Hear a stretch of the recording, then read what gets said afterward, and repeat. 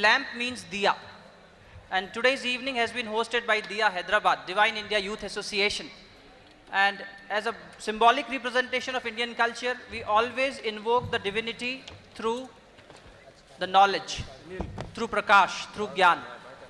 So we would like to request our honorable guests of the evening, His Holiness Dr. Pranav Pandya ji, head of All World Gayatri Pariwar and founder of Diya, Chancellor of Dev Sanskriti Vishwavidyalaya. I would like to request him and all the dignitaries who have come today evening with us to kindly come on the stage for the lighting of the lamp.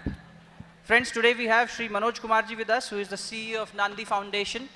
We are also privileged to have Sri K.V. Ramanachari ji, who is presently advising the government of Telangana state in the capacity of cultural and media affairs. We have the representative of Hyderabad chapter, Shri Ashwini Subbarao ji, to kindly come on stage. मैं संगीता दीदी से निवेदन करना चाहूँगा कि दीप प्रज्वलन के लिए कृपया मंच पर आने की कृपा करें. गायत्री महामंत्र का हम यहाँ पर उच्चारण करेंगे. ओम भूर्भुवः स्वः तत्सवितुर्वरेण्यं भर्गो देवस्य धीमहि धियो यो नः प्रचोदयात्. ओम अग्नेनय सुपथाराय अस्मान् विश्वानि देववयुनानि विद्वान् मनोज कुमार युयोध्यस्मज्जुराणमेनो भूयिष्ठां ते नमोक्तिं विधेम. We now request His Holiness Dr. Pranav Pandya ji to kindly take the stage. Shri Manoj Kumar ji and Shri K.V. Ramanachari ji, all three dignitaries to kindly take the stage. Big round of applause, ladies and gentlemen, for these eminent luminaries who will be guiding and gracing us today with their blessings. Friends, in Chinese they have a saying, they say, it is better to light a lamp than to curse the darkness. All of us usually become negative in criticizing the darkness and forget that we must do something to bring the light in our room.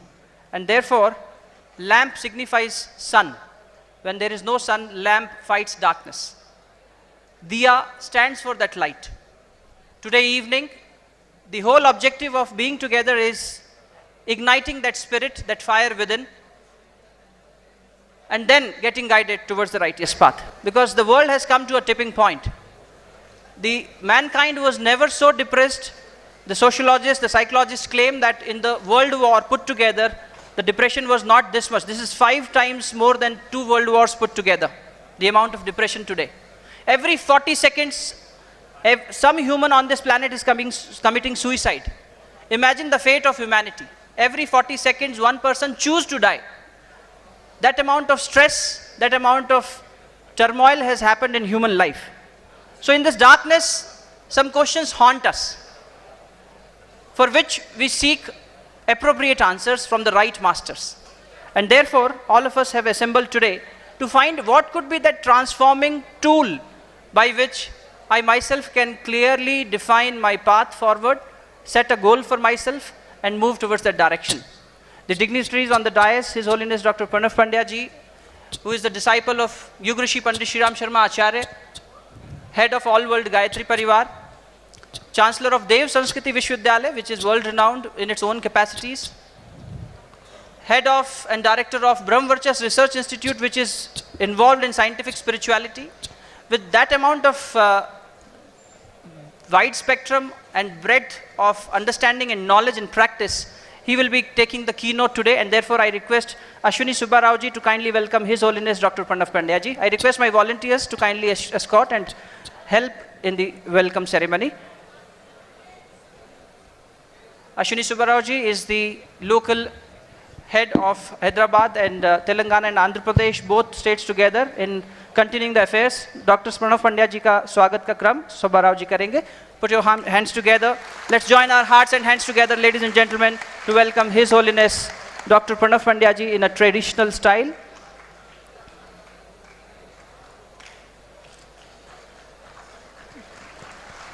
I request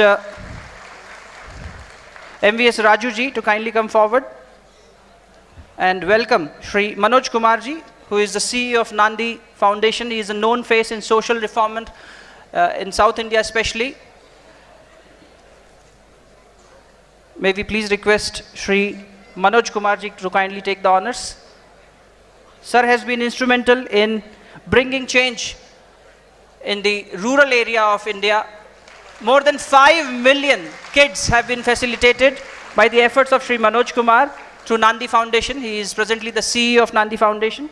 I would also like to request MVS Rajuji to welcome Shri KV Ramanachari ji, who is a known face in this part of the country.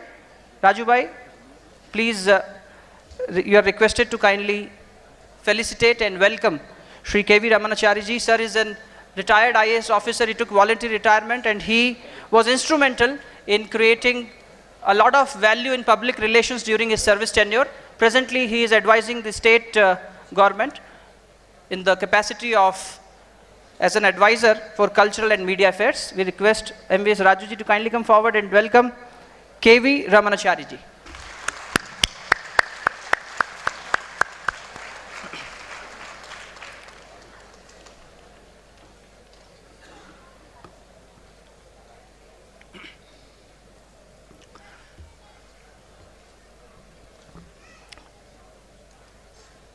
Thank you, Raju bhai. Thank you, sir.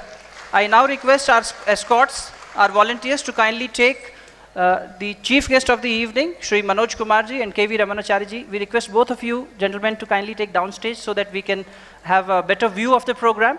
And Dr. Pranav Pandya ji will be taking the proceedings further. So, humble request to both the dignitaries to kindly take their seats downstairs and enjoy the proceedings of the program. We will definitely be looking forward to your blessings in the future course of this evening. Now, I would like to request MVS Rajuji, who is the brain behind all this concept of having a thought transformation evening. MVS Rajuji, who holds a bachelor's degree in mechanical engineering from the Puducherry University and an MTech from JNT University. Also a management graduate from IIM Ahmedabad. He has been instrumental in continuing and carrying forward the activities of Diya Hyderabad. I would like to request MVS Rajuji to kindly set the tone and theme of this evening. Thank you, Ankur.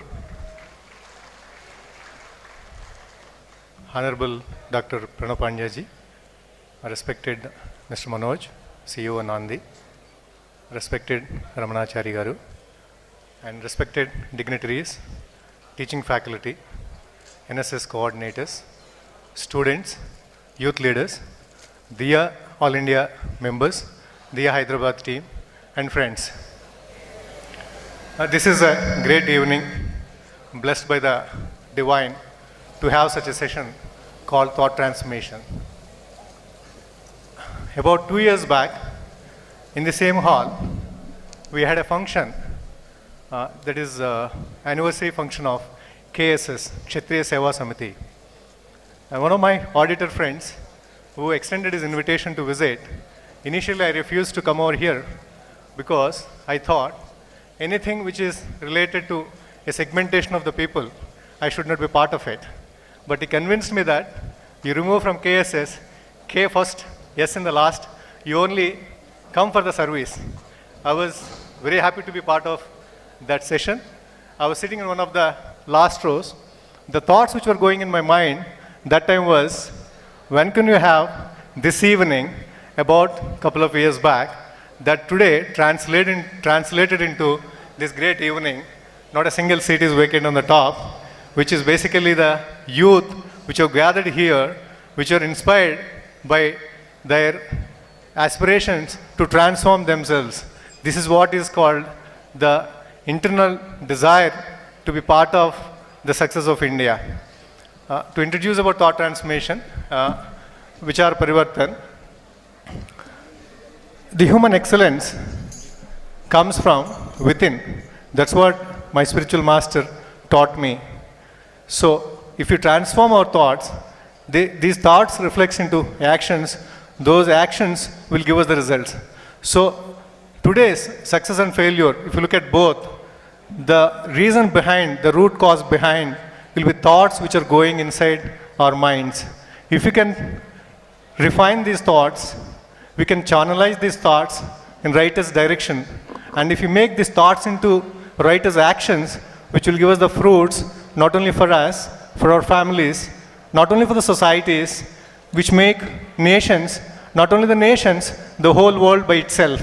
So by transforming the thoughts of an individual, the whole world can be transformed. That's what my spiritual master, who taught us and who practiced it in his life, who inspired us, that's what brought me to this stage. That's what brought all of us here to be part of the change. Coming to DIA, Divine India Youth Association, we all know about the divinity. Some of the students here would have been knowing about it. I've been asking them what is divinity. I also keep answering them what is divinity. Divinity is the godliness. Divinity is giving. And divinity is about having something to give it back. Unless we have it, we can't give it. So it is a capability and capacity. My friends, and you are very fortunate to have two great transformers here. One is transforming the consciousness and working on a great change, which is called Yugnirman Yojana. And that is headed by Dr. Pranav Pandya ji, All World Gayatri Pariwar.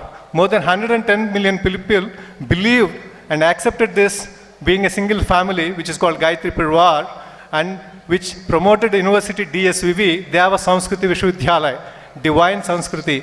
The Sanskriti which will last over the ages, which has to be brought back to the nation, brought back to the world again, to have a better world where mamata and samata, equality and respect for each other. So my friends, we have the auspicious evening ahead of us, and Dr. Pranav Pandya ji, as Ankur Bhai said, will be explaining us how these thoughts can be channelized and the logic behind the conscious, subconscious minds, how we can make these thoughts into the righteous direction. I would like to share a couple of my concerns. Last week, I would like to sensitize. I was talking at Sri Venkateshwara College. The same day when I was heading towards as a guest there to give a lecture, the newspaper had 3 articles. I would like you to focus on those 3 articles. I will remind you once again. One article talks about an accident at Gachibowli. That accident, one of our youth, who is very educated, who is very healthy, who is self-reliant, which we talk about, employed, drawing a good salary, living a great life, driving a Skoda car, driving at a great speed, enjoying it, and is it a couple? And the couple died at the spot. The wife died immediately, and the husband died little later in the hospital, and the kid survived. Both are also software engineers. It has happened in the middle of our city. It's happened very few kilometers from this place at Gachibowli.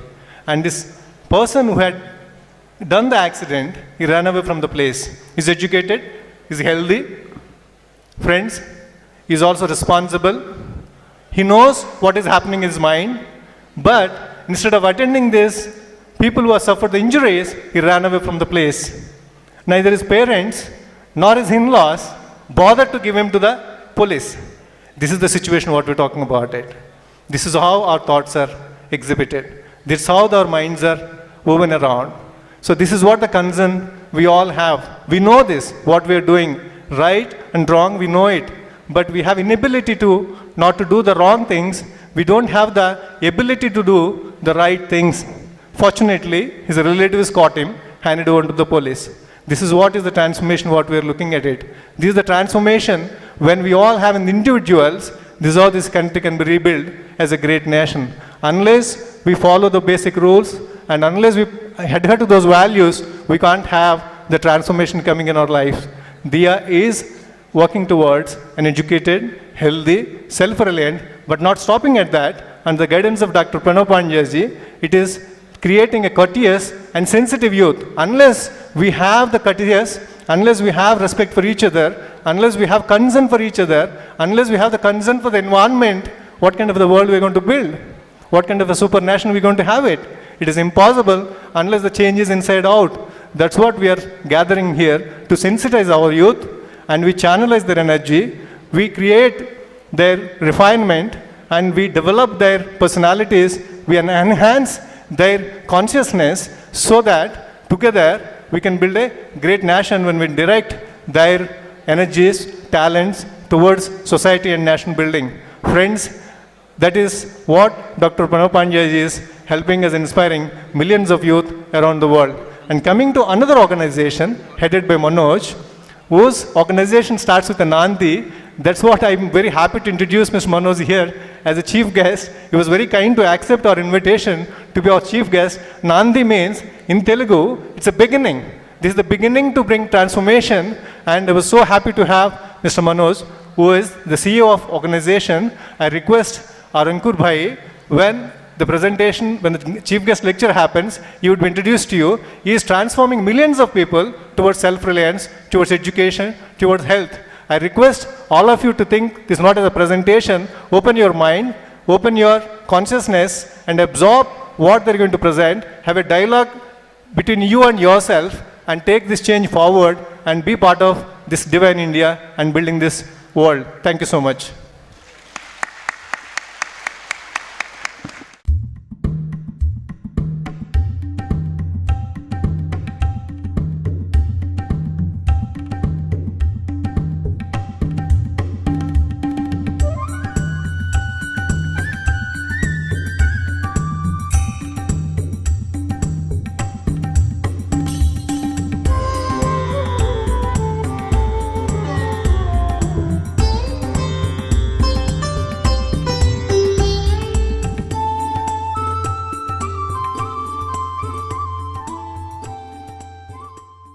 Welcome all of you here who are here to listen on thought transformation.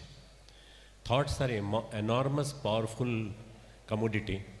We all have it, and unfortunately, we don't recognize it. We don't identify ourselves with those thoughts, which are every day in 24 hours,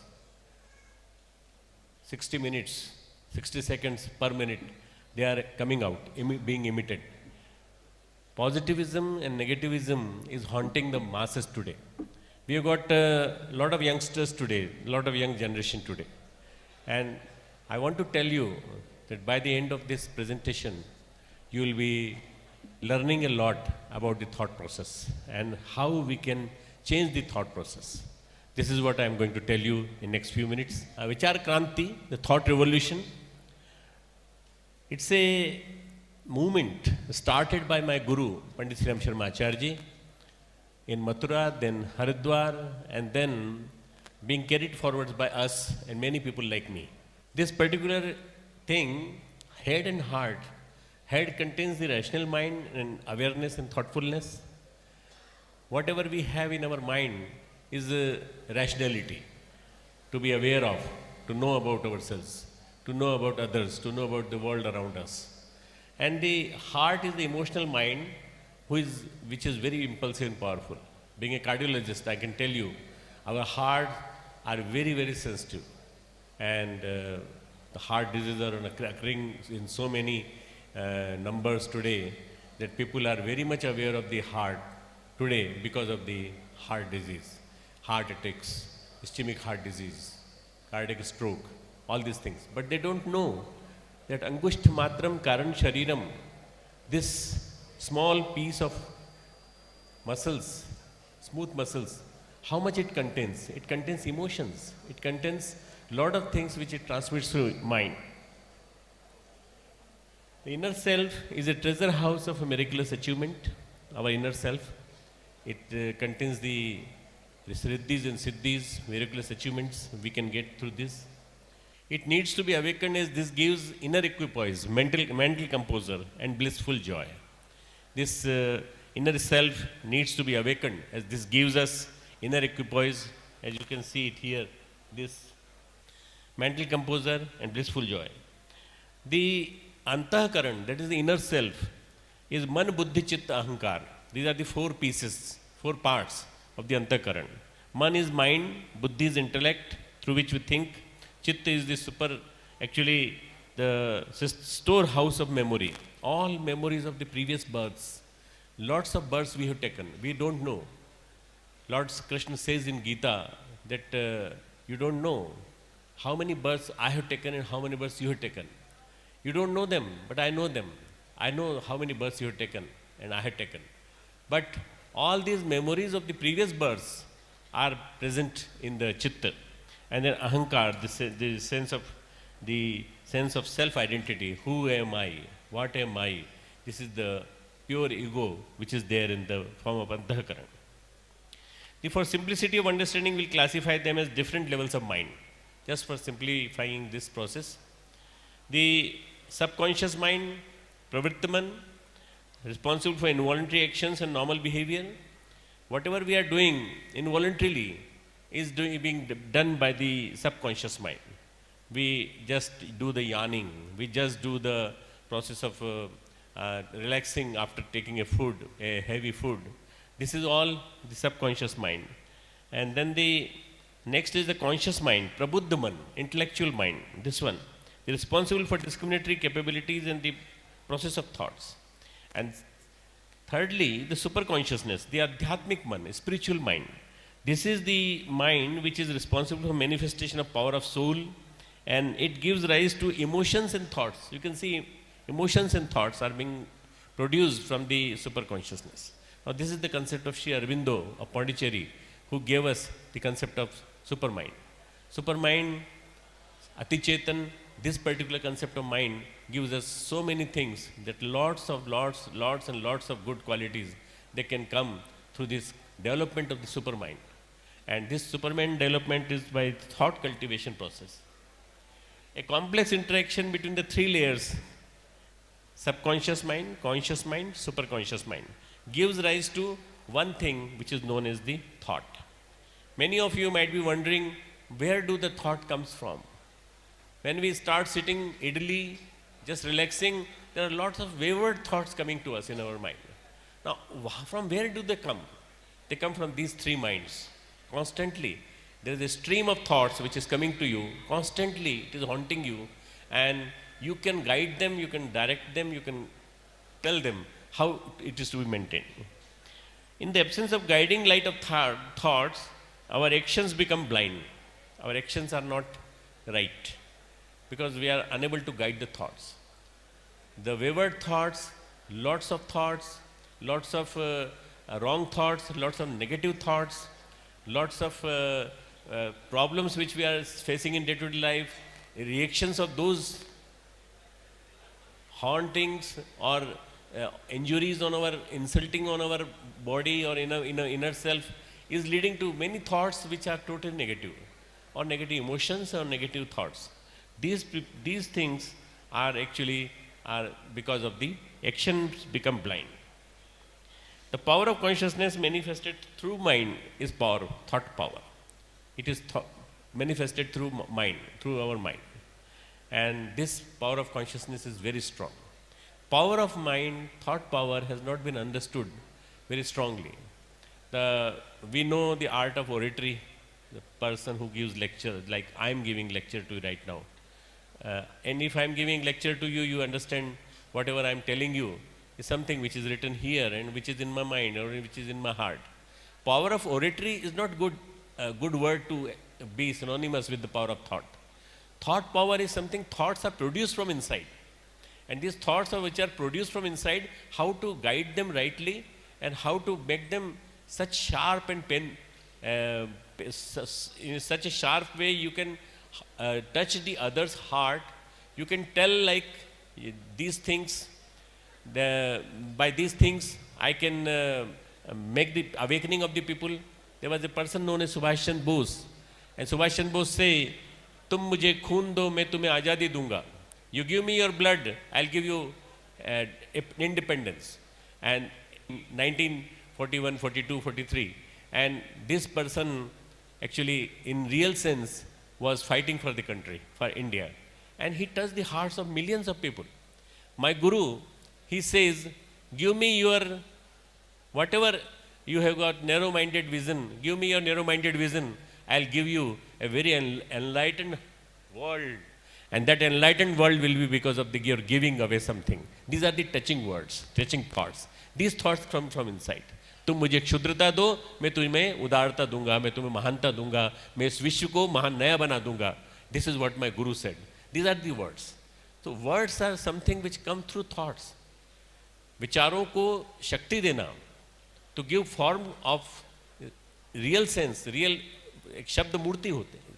These are the Shabda Murti, just like idols of the words. And thought power is very strong power. The power of thoughts is extreme. However, most of us, they are nothing more than imagination. Sometimes we understand this is nothing but imagination. I was just thinking like this. I was just thinking like this.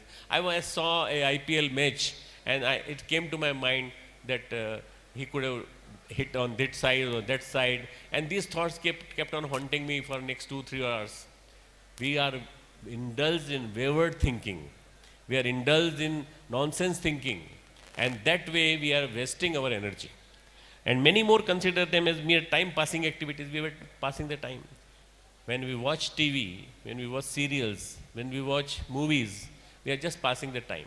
We are not taking anything constructive out of it. Anything constructive coming out of the thoughts is to be taken.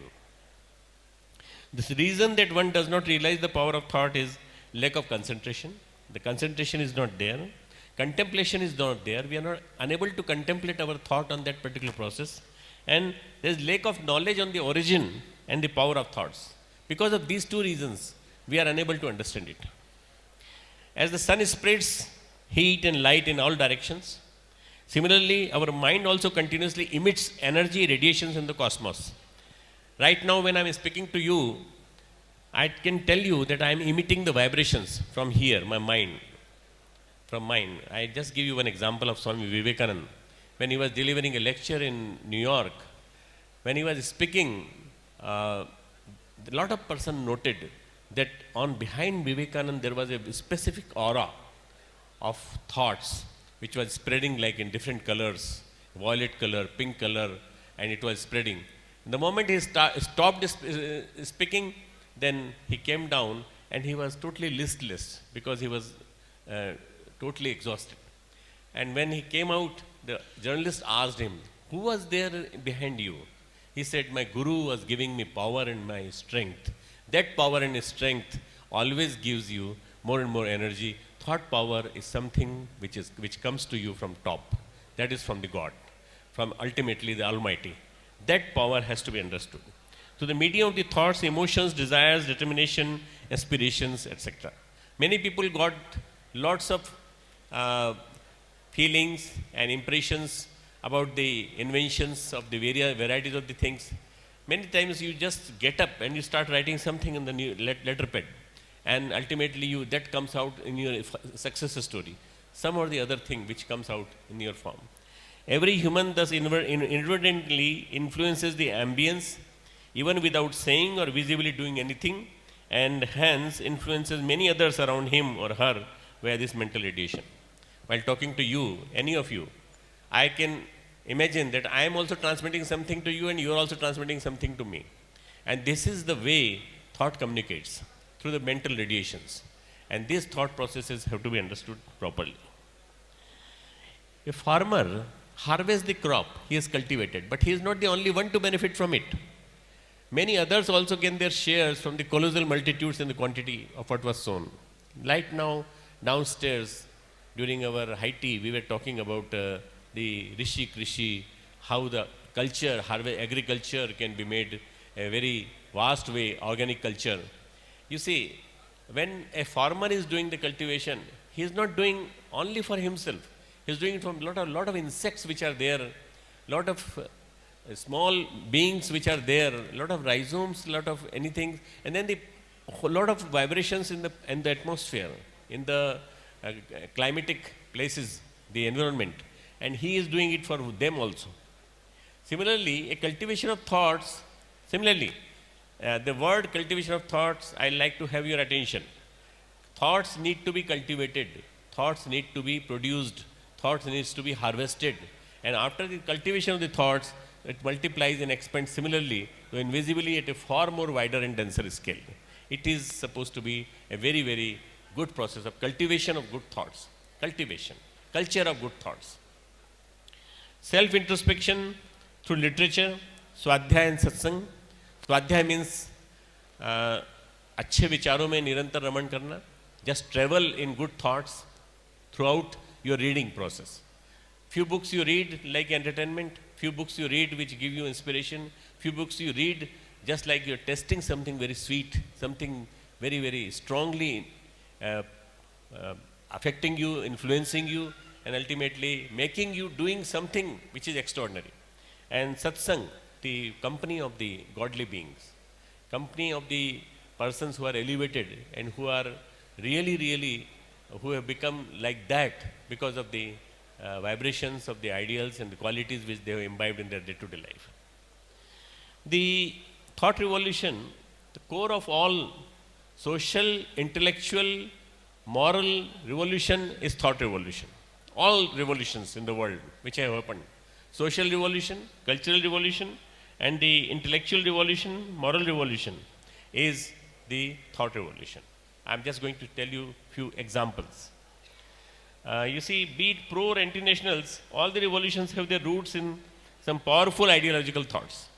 You can see positive or negative. Anyone, they have got their roots in the powerful ideological thoughts. Just example, Hitler's Mein Kampf. You can see Hitler said something that make the lie big. He made his associate Himmler to say, make the lie big, make it very simple, and repeat it continuously. Keep on saying it till it becomes truth. This is what they will believe it, he said. And Mein Kampf, the book, Hitler's Mein Kampf book, became very popular. He made it a part of a curriculum, and ultimately there was a Nazism all over in 30s and 40s, 1930s and 40s. So this is because of the negative power. The negative power, one of the power was the Karl Marx. Religion is das Opium des Volks. Religion is the opium of the people. Religion should not be given to the people because it will sedate them unnecessarily. Religion is neither dogmatic nor merely ritualistic. In fact, vested interest in promoting religious hatred, including media. I'm just telling you about the media. Whatever is happening today in the world is because of the way we are spreading the hatred about the sectism. We are telling about the religion, telling about the spirituality in a wrong way. The spirituality is a core of a religion. Religion has got three parts. Religion has got three parts: metaphysics, ethics, and spirituality. Spirituality is immortal. Ethics is time being, which is agreed, and metaphysics is something which is to be adopted into life. Now, for my all members who are going to become a Diya member later on, the younger one, I want to let you know that we are spiritual, and if we are a spiritual being, we will start inculcating the good qualities, all good qualities in our day-to-day life, and these good qualities are going to make us more and more brighter and brighter. So, being religious doesn't mean that you are addicted to opium, which is what Karl Marx said. Karl Marx was not of this opinion. What the capitalism came. Capitalism said, I want whatever you have. The culture of the, you can see the culture of the USA is stealing money. Give me dollars, give me your dollars. And Rinam KritvaGhritam Pivit, the people are asked to pay money in return with their assets, and ultimately whatever is happening all over the world is people are getting more and more, they are indebted, and ultimately lots and lots of banks, they failed in America because of the capitalism. So is capitalism right? Private corporations dictating governments and wars for profit. There are a lot of wars for profit. A lot of corporate people here, they know it, that this particular concept is not good for us. What is good for us? Let us go to that. Consumerism. Next is consumerism. Falsely induced sense of well-being and projected prosperity, especially through advertisements. I shop, therefore I am. I shop, therefore I am. A lot of malls and plazas and multi-storied complexes have come up all over the country. Lately in last 10 years. And why this 10 years has seen the boom of these malls? Because people, they believe in consumeristic culture. A lot of advertisement has been done by the people for the consumeristic culture. And we consume, we store, we keep on hoarding things in our homes for no reason. I don't know what for we are collecting all these items. Repeatedly spoken words becoming rule, consumers are enticed to purchase what is not needed. Sometimes many things we purchase which is not needed for us. and ultimately that lies rotten. Ultimately expiry period comes and it is of no use. We just throw it in the dustbin. There was a positive thought, ray of positive thought, Uncle Tom's Cabin, a book written by one of the lady known as Harriet Stowe. A strong sentiment translated as a powerful thought can cause a revolution. Martin Luther King, Abraham Lincoln, moved by the book Uncle Tom's Cabin by Harriet Beecher Stowe. This is something which is very unique. This book has changed the lives of a lot of black people. Lot of people of the America, and today Barack Obama is president because of that particular book, that he has been here as a president for 8 years. And next year will be the election again. And you can see Uncle Tom's Cabin, Tam Kaka Ki Kutiya. This book has transformed the life of it. The book can transform, the thoughts can transform your life if you have this particular concept. And this small girl, a small lady, about less than 5 feet 2 inches, made the world really a better world. But there was something which happened, taking a negative turn with Ferguson incident. Lately there was a Ferguson incident in Chicago in which a lot of hatred was spread between black and white. And this is happening in our country also. When we fight with the Muslims, or Muslims fight with us, or Christians and other things. This is happening everywhere. The manifestation of Rousseau's thoughts. Rousseau was one who brought the thoughts of democracy. And man is born free, but everywhere he is in chains.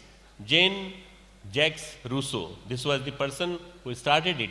And ultimately, he is the person who is responsible for political philosophy influence in French Revolution, as well as the overall development of modern political structure has been done by him only. You see, today's modern democracy, the father of our modern democracy is Rousseau. And the biggest democracy of the world is? Biggest democracy of the world is? Jor se jara. Biggest democracy of the world is? We have to maintain the democracy. We have to maintain it honestly, and we have to see that it doesn't go to dictators. It doesn't go to the fanatics. It doesn't go to the people who are going to rule by their sons and daughters and son-in-laws and other things. We have to see that the democracy survives.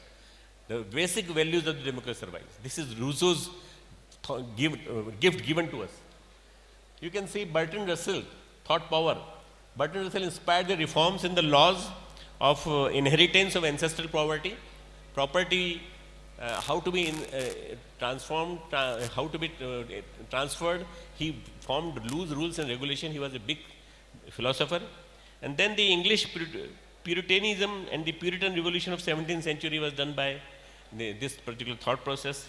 The Fijian Indian Revolution, Grimit resistance by British people, they invaded the Fiji, and ultimately they brought the Fijians as the slaves, and ultimately Grimit license was implied on them, and they were brutally beaten. Ultimately, that thought was also, Fijian Indian Revolution was also one of the important revolution. Right now, they were in majority. Indians were 52% and 48% were the local tribal people. Now it is reversed. Now it is 42 Indians, 58 the other people. So ultimately, Fijian Indian Revolution. And India's freedom movement, if you start with, can someone tell from the masses, who is this lady?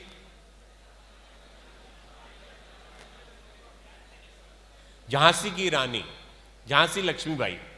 And then that person there is Tatya Tope, and this is Mangal Pandey. You see, these are the persons who started the initial revolution in 1857.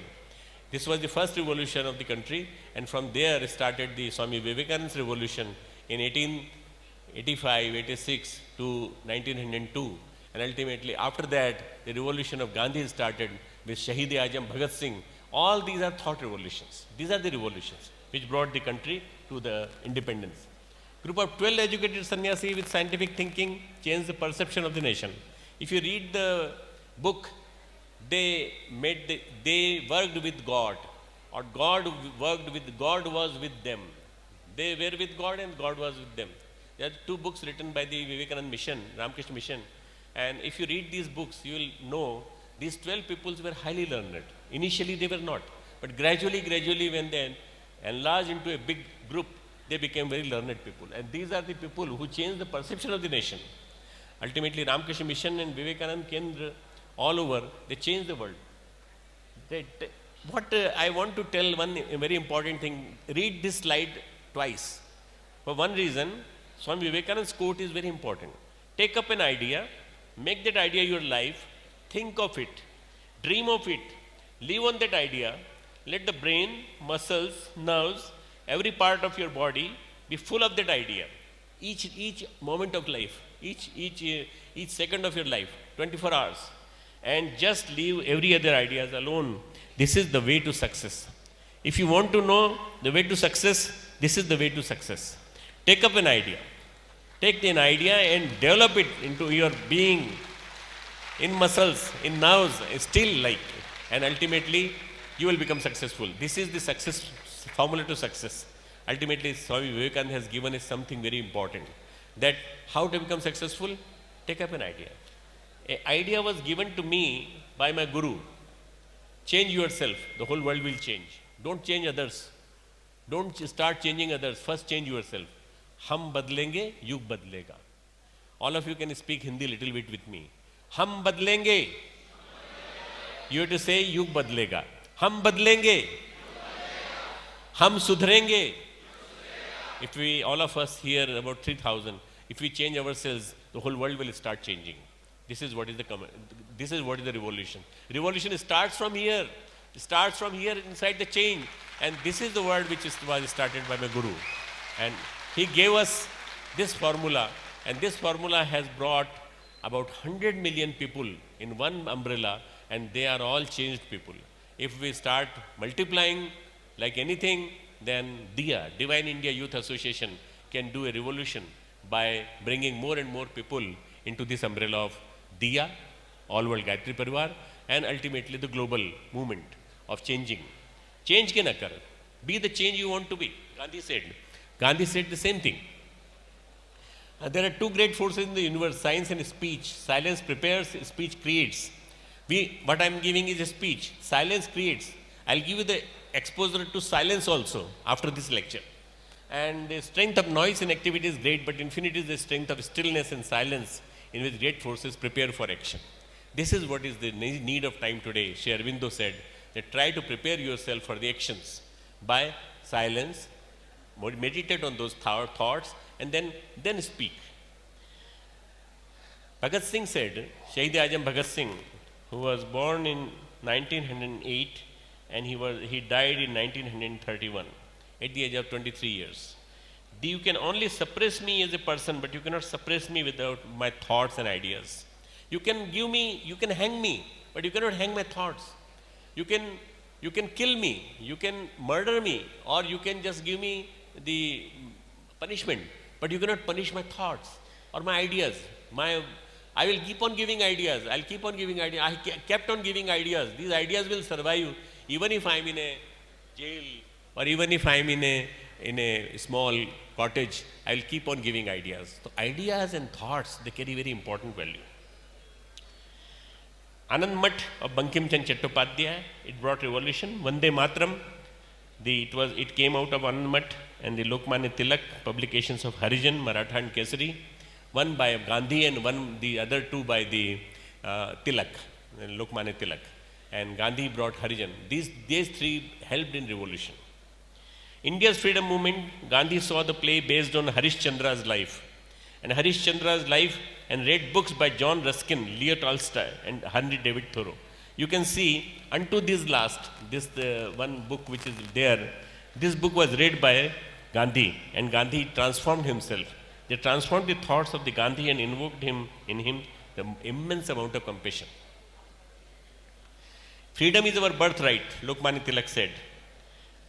We for victory, Winston Churchill said. I just wanted to ask you, who said? It is already written, Winston Churchill. India's freedom is not delayed, but timely. This is what my guru said. And Tiananmen Square, symbol of China's tryst with democracy, transformed China's outlook. China's outlook changed after the revolution, cultural revolution. And now it is invading others' cultures by consumeristic culture.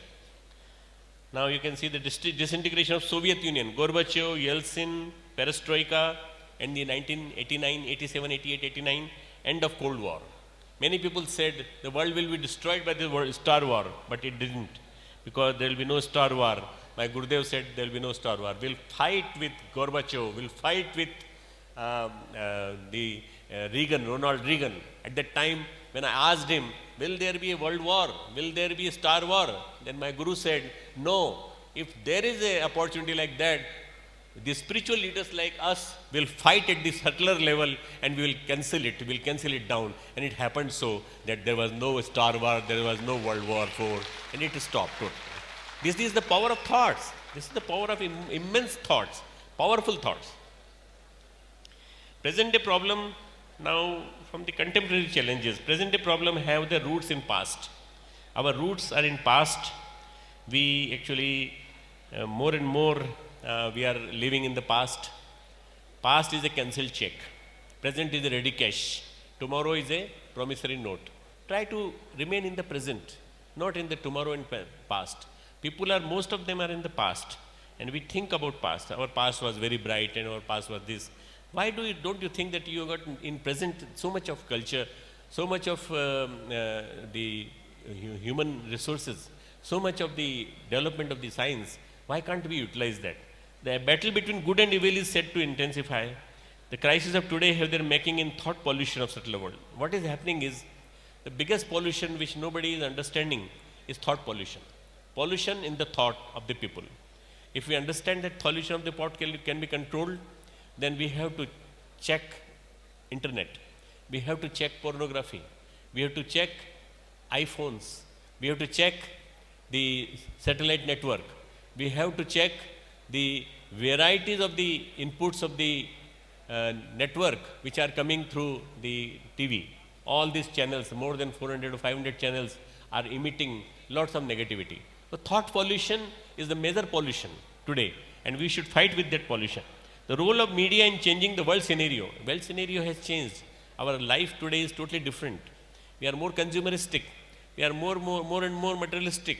But we are more and more progressive also. We are more and more understandable also. And we are understanding each other more and more better. The communities are understanding more and more better. There are plus points, but there are negative points also. Negative points are in multiples and positive points are less. We are doing a lot of constructive works. A lot of people of you are doing constructive works. But those constructive works are not being projected by the internet, by the channels. Only negative things are being projected. Media needs to be totally changed. Media is governed by the Western scenario, Western culture. Actually, Western people are controlling the media. We have to change it. Social media to gain more and more importance. Social media is very important. WhatsApp, Facebook has changed the structure totally, the living structure of ours. The advent of a bright future is not a utopian concept. It will come. I hope it will come. In coming 10 years, you will see the signs and symptoms of the bright future. In very soon, you will start realizing that it is happening. 18th century belonged to chemistry and science. I'm just telling you the history. The 19th century belonged to physics and mathematics. The 20th century belonged to the biology, psychology, and computers. When I say 20th, 1901 to 1999. This is 20th. And when 21st century belongs to knowledge, power of thoughts, faith healing, power of prayer, non-local healing. Very many times these things. So this particular century has got boons of physics, chemistry, biology, and varieties of the computer sciences researches. But now we are endowed with an important thing, that is the revolution of the thought, power of thought.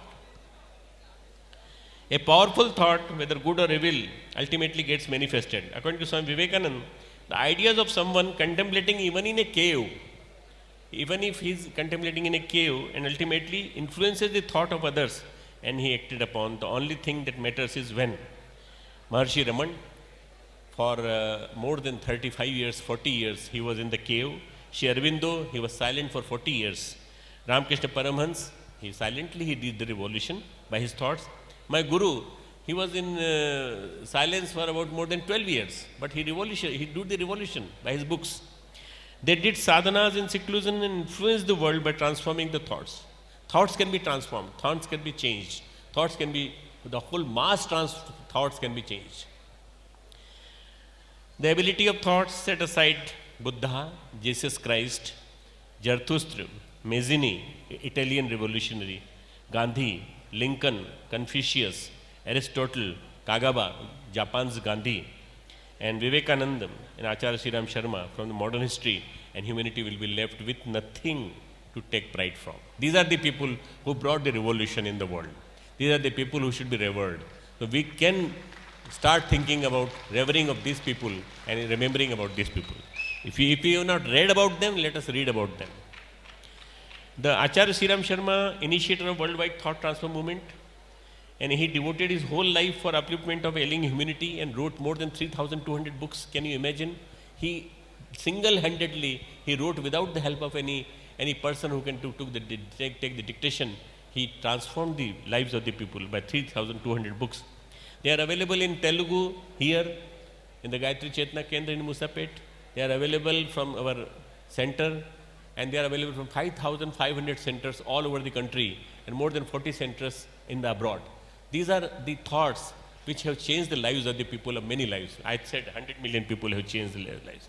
Recorded speeches are 50,000 hours of recorded speeches. Cassettes are available. The CD literature is ideal combination of deep insight into the matter and practical guidance into the subject. No propagation, he propagated the concept of scientific spirituality. Science and spirituality can go hand in hand together. He said, science is the icon of material force and spirituality is the representative of consciousness and should go hand in hand. This is what he said. And ultimately, scientific spirituality was the thing which attracted me towards anytime any person can ask me question. If you were a cardiologist, if you were a doctor, why did you come to your guru? What thing attracted you to your guru? Scientific spirituality brought me to my guru, and I have written many books on scientific spirituality by his blessing, and I think scientific spirituality is the religion of tomorrow. Science and spirituality combined together to be interdependent on each other. The story of blind and lame, one story I want to tell you. Einstein used to say that science is lame and religion is blind. I am just telling the reverse of that. There was a fire in the courtyard, and there were a lot of woods were there. And in that fire, there were two persons who were entangled. One was lame and one was blind. The lame person could not walk. The blind person could not see, but he could perceive the heat vibrations. He told to the blind person that, can you help me by just walking, and I can guide you by showing you where to go, left, right. I'll tell you.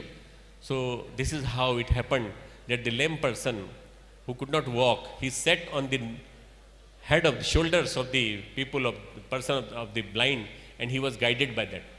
My guru says, today they came out of the fire. They came out of the fire. They could have burned there, but they came out of fire. My guru says that today the religion is handicapped. Today the spirituality is lame. Religion is lame because we have brought so many stubborn traditions. So we have got so many dogmatic religion things that people of modern generation do not believe in religion. They do not believe in the spirituality of this particular thing. And science is blindly doing research on many things which are not to be done, like nuclear power. The science needs the help of spirituality, and spirituality needs the need of science. Both should go hand in hand, and together they can cross the fire of the crisis of faith. It can be done. It is possible. Intercommunion of science and spirituality, there are three aspects. Scientific investigation, we started the first laboratory of this world by spiritual practices like yoga, pranayama, meditation, mantra vigyan, the acoustic sciences, and yagya vigyan, science of fire, a holy fire. And then the paranormal achievements, whatever the siddhis we get, thought reading, telepathy, all this can be investigated. And then the realization of ultimate truth, the real self of which this human body is the ultimate instrument, we did on that also research. And we are doing immense research. 80,000 researches have been done, and they are very, very, very fruitful. Kranti Dharmi Sahitya, our Gurudev has written a lot of literature on the books. 24 Mahapurushas in 24 years. Anushtan by Vandaniya Mataji, involving the women, Dev Kanyas. A lot of people think that the Gayatri Mantra cannot be done by women. No, women can do it, because it is the woman power which comes in the form of Shakti, and everybody can do it. It cannot be limited to men only, it is for everybody. The sun power is limited to men. The power of sun gives vibrations to Gayatri Mantra. So if sun power cannot be limited, how can you limit the Gayatri Mantra? Gayatri Mantra can be done by everybody. All the women in the world should do Gayatri Mantra, and they will be benefited like anything. We should propagate it more. In South there is a taboo that the women cannot do it. And transfer of legacy, no inheritance but penance. Penance was the main criteria. In the Sanskriti Digvijay Abhiyan, we started the Indian culture spreading campaign, and our university is a part of that. You can see a lot of things you have seen in our film, documentary, Mass Awakening. You can see thousands and thousands of people, they come. This particular place is Haridwar, and what you can see in the below is the Jawaharlal Nehru Stadium. And this is what we did in the year 2000. Dev Sanskriti Digvijay Abhiyan, this is our Gurudev's birthplace. You can see the Kalash Yatra, you can see the people who are attached to it. You can see Ashwamedh Mahayagya being done in Sydney, it is being done in LA, it is being done in Montreal. All these people are being associated with our movement of thought revolution. And you can see the Vajpayee Gyan Yajna in New Jersey, Northeast America, which we did in 1998. You can see various headquarters, various use. On one side, this is the main entry of the Shantikunj. This is the garden inside. This is the Himalayas temple. These are the residential areas, and this is the Shantikunj main entry. Now, I invite you to visit sometimes to Shantikunj. You come down there, 250-acre area. It's a very big center, and you come and you will see the change there. You can see varieties of the building institutions which has been erected. About more than 150 crores of rupees of construction has been done in the university, and more than about 400 crore rupees of construction has been done in the Shantikunj. It is very immense construction, and not a single pie is charged for people. You can come and you can stay with us. You can learn art of living. You can learn the living, how you can live rightly. You can see the varieties of the program. Nationwide Youth Awakening Campaign. These are the campaigns. Patna, you can see the Delhi, you can see various places where we have done the various programs. This is my laboratory. This is the laboratory which I started in 1977, 1978. And these are the people who are taking the various medicines. There are the various investigations being done there. And you can see me doing investigation in 1982-83. This is me in 1982-83. And this is also me in 1982-83. So you can see the various laboratories, various scientists working on laboratory. They are still working on laboratory. This is our university. And this particular university is a unique combination of blend of Indian culture with scientific perspective. Culture with scientific perspective. This is university, the temple, there is a Mahakal temple inside. You can see it, it will be wonderful. And these are our 4 convocations, a view of which you saw. First convocation was Bhairav Singh Shekhawat, second convocation was by our Reverend, our respected President, that time President APJ Kalam Sahab, and third is by the Governor of the state, that is Margaret Alva, and fourth was by present President our Pranav Mukherjee. So these are the 4 convocations. 5th convocation is going to be this year, and this year we have invited PM of our country, and he is coming in our convocation in December. So this is unique occasion and unique. This is our modern facilities with Gurukul Outlook. You can see Gurukul Outlook with modern facilities. You can see various workshops and seminars organized by the university, how we handle with them. And I take the classes on Gita and meditation every week, every Thursday. And there are so many people who are very well versed with the spirituality, so they give the spiritual consciousness also. And you can see the cultural programs, various programs, all the glimpses of that, the yoga culture and spirituality. The International Festival of Yoga Culture and Spirituality was performed, and it is being done from 1st to 6th of October every year. You can participate, you can come there and you can stay with us and you can see the beauty of the program. These are the monthly magazines. Akhand Jyoti now has combined readership of more than 2.5 million. Regional languages, including regional languages, about more than 12 regional languages. It has, Akhand Jyoti is a lighthouse of the true knowledge, and it has touched the lives of millions of the readers. Prime example of power of thoughts, and being published since 1938, without any advertisement.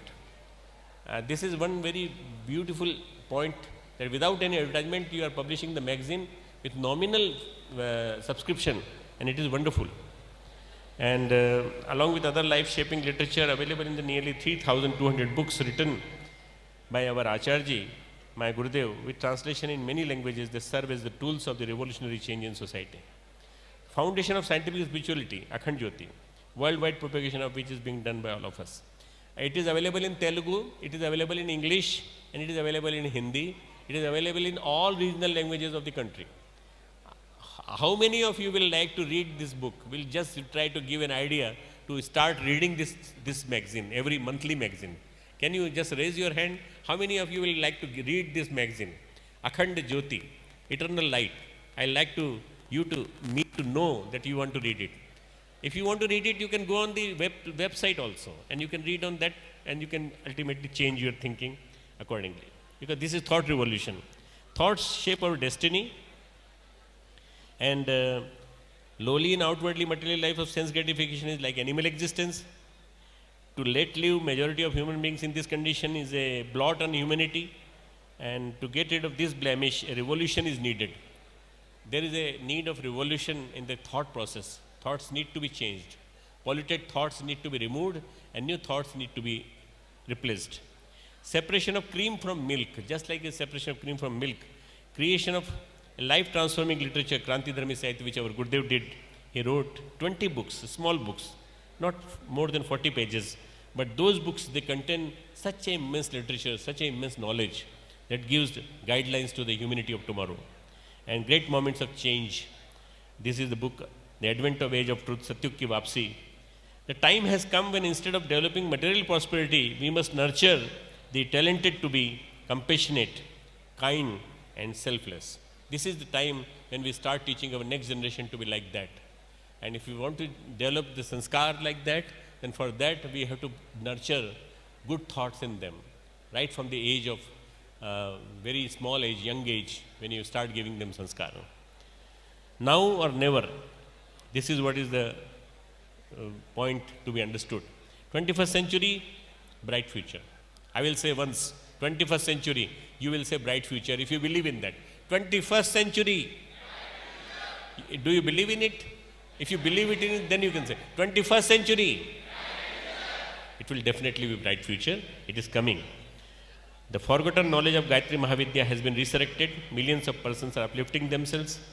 And the Yog Vidya, ideal of the sacrifice, you can see our Prime Minister has declared International Day of Yoga. Lots of people are doing yoga now. And Warren Buffett, Bill Gates, Ajim Premji, Narayan Murthy, they donated their whole property, their properties for the charitable cause. There is a sense of giving now. And this is sense of giving is developing the society. And Linux operating system with open source code is a becoming example of what can be achieved through selfless human cooperation. Yoga is being adopted as a way of life all over the world.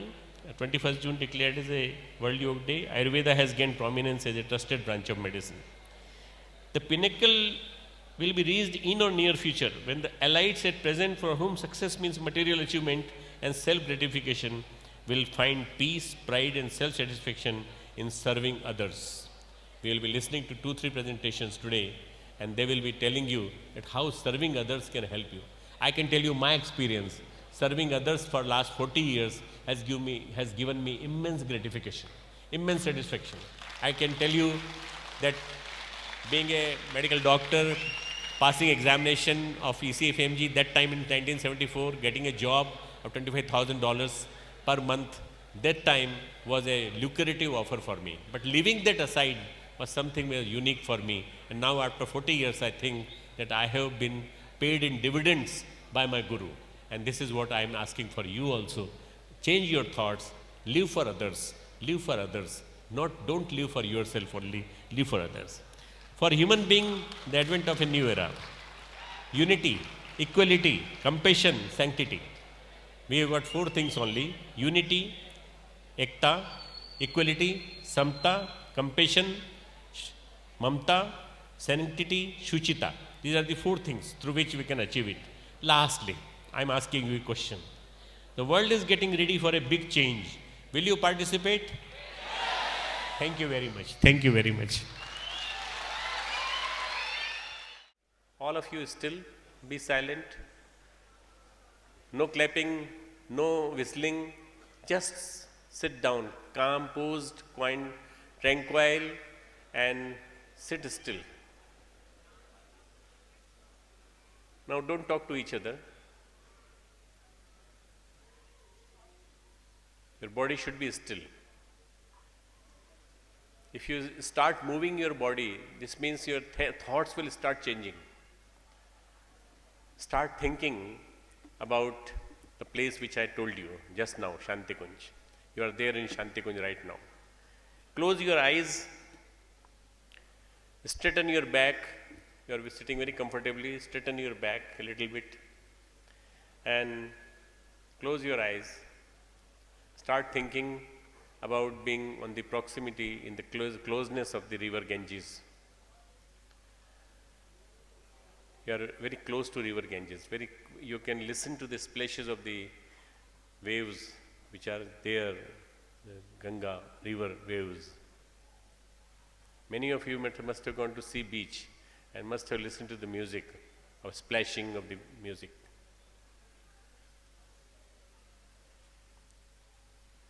Gradually, start thinking about the early morning rising sun from the east. Early morning rising sun. Open your eyes. Start visualizing that. You can see that. And that is entering inside you from front, from your back, from the left, from the right. The vibrations of the sun, you can realize them, you can feel it. Sun makes us warm, sun makes us transparent, sun makes us bright, illuminated. Sun makes us more and more powerful. Sun is the primordial power of energy. Early morning rising sun, giving you more and more power, giving you more and more energy.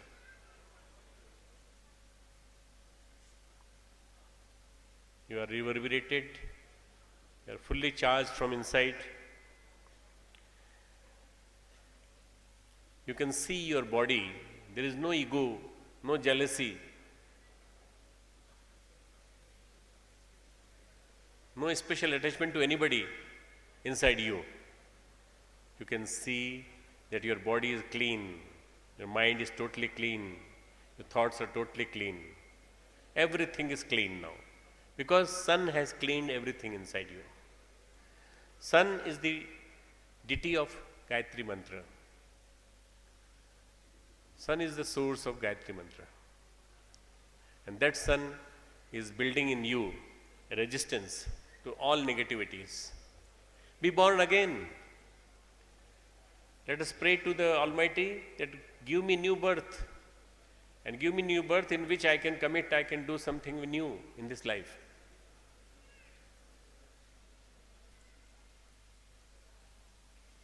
Almighty power of sun entering inside you,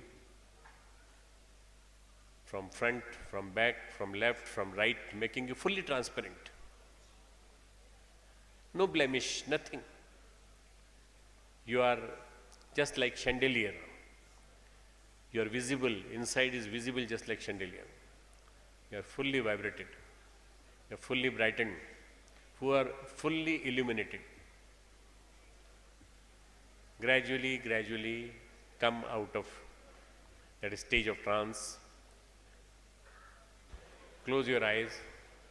Start visualizing the same sun in your closed eyes, which you saw by open eyes. Say with me, Om.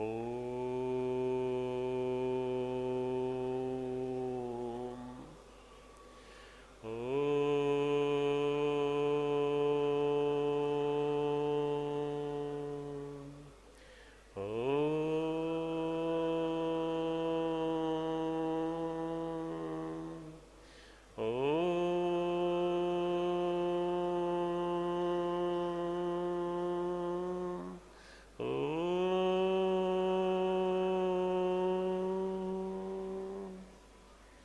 Open your eyes, clap, then rub your both hands like this and apply it to your scalp, apply it to your heart, apply it to your hands.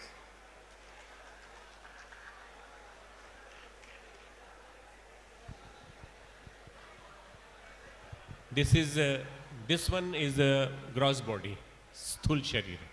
This one is our mental body, thought body, from where the thoughts originate. This is our subtler body. This is our causal body, from where the emotions come out. So we are trying to give vibrations to these three. I hope you enjoyed my meditation of 3 minutes. Thank you very much. Friends, we would now like to have, before we proceed with the next speaker of the evening, we'll have 2 small presentations. One will have a devotional music being played from the stage for you.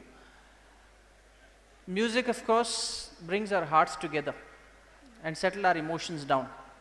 We could see that the energy was transformed from the dais to you, but then few of us could find it difficult to control that energy and channelize it. So it was coming out in forms of whistles and other ways, but it's appreciated that you were a part of the discussion. So I request the senior members of Shantikunj, and by the time we are listening to this devotional music, because it is said that devotional music brings you close to the God. नौजवानों नौजवानों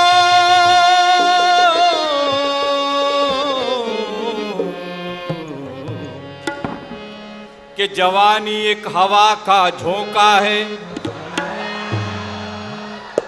जवानी ये हवा का झोंका है। जवानी एक कागज की नौका है।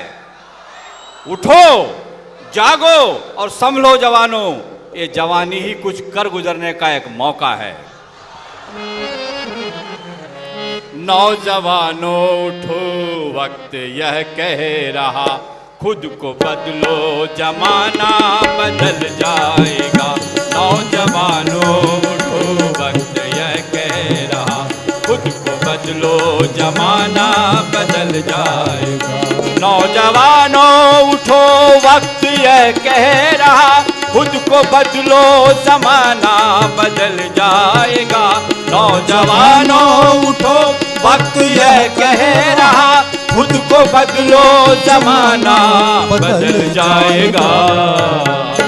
शक्तियों को लगाओ सही कार्य में, शक्तियों को लगाओ सही कार्य में, देश का विश्व का भाग्य खुल जाएगा। नौजवानों उठो, वक्त यह कह रहा।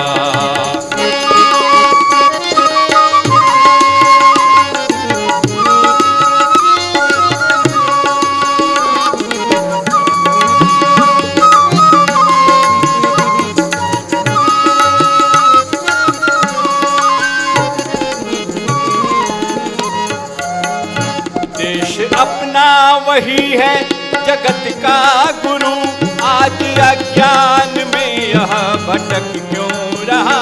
देश अपना वही है जगत का गुरु, आज अज्ञान में यह भटक क्यों रहा।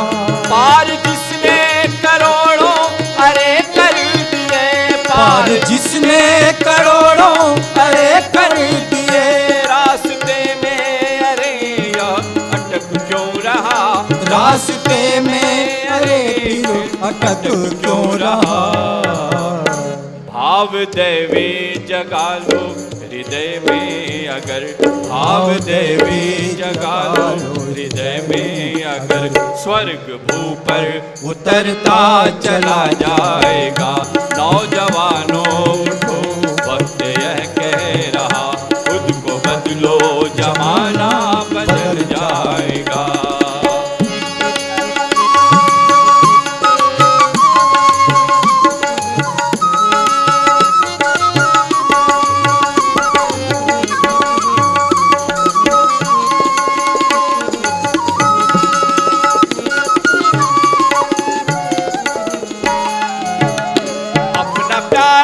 वतन देश ऋषियों का है, अपना प्यारा वतन देश ऋषियों का है, शान इसकी नहीं घटने देना कभी, शान इसकी नहीं घटने देना कभी। इस चमन को सजाया शहीदों ने था, इस चमन को सजाया शहीदों ने था, इसको बर्बाद होने न देना कभी, इसको बर्बाद होने न देना कभी। देव संस्कृति को अपनाओ वीरों पुनः, देव संस्कृति को अपनाओ वीरों पुनः, देश फिर से जगत गुरु कहा जाएगा। नौजवानों उठो वक्त यह कह रहा।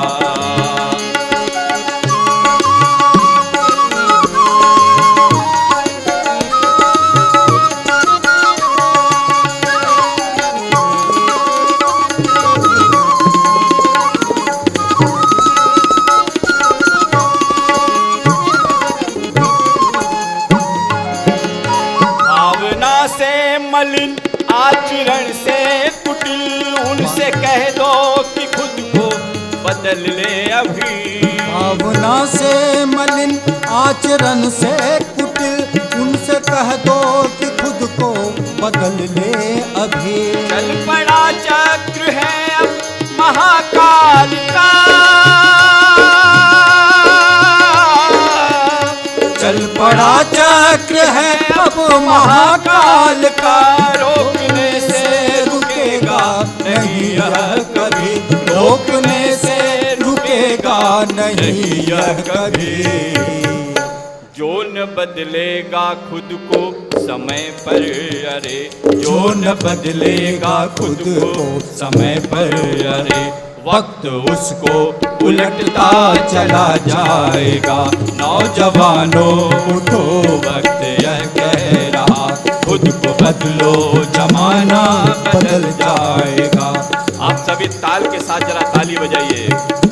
नौजवानों उठो वक्त यह कह रहा, नौजवानों उठो वक्त यह कह रहा, खुद को बदलो जमाना बदल जाएगा। खुद को बदलो जमाना बदल जाएगा। नौजवानों उठो, नौजवानों उठो, नौजवानों उठो।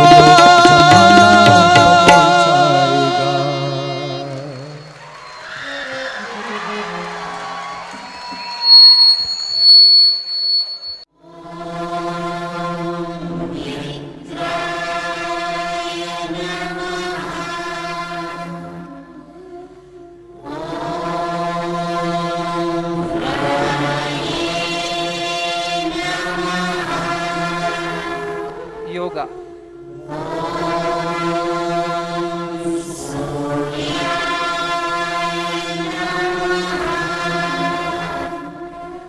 Surya Namaskar postures.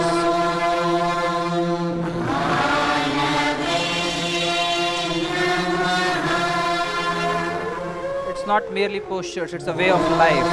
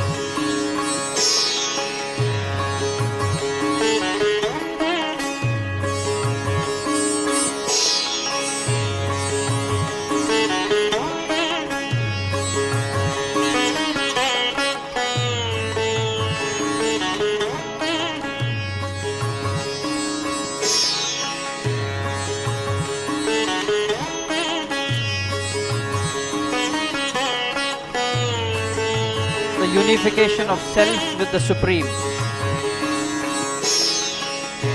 Channelization of the energy can create wonders.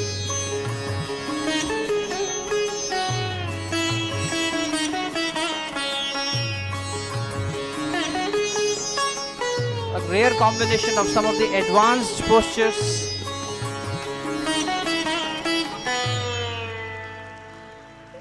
demands extreme practice and brings elasticity, flexibility and strength in each and every cell of the body.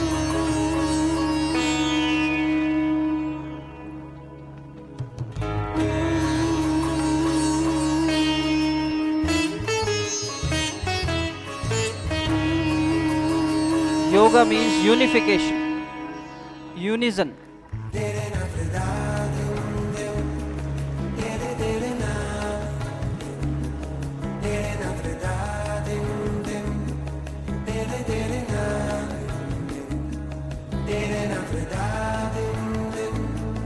These students of Sanskriti Vishwavidyalaya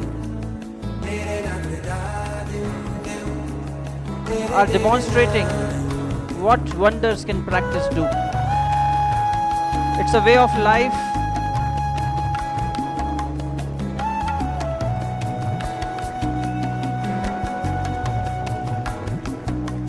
It's one of the intangible cultural heritage of this great nation.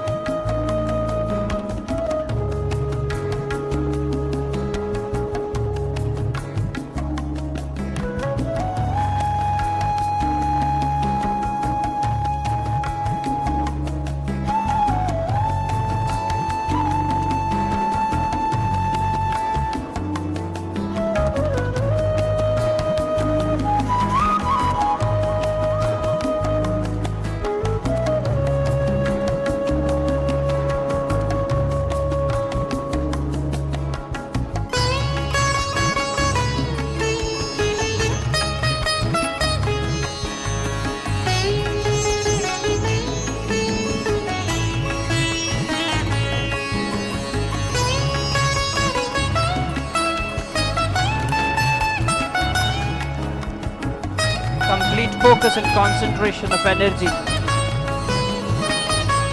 bringing the consciousness to a single focal point.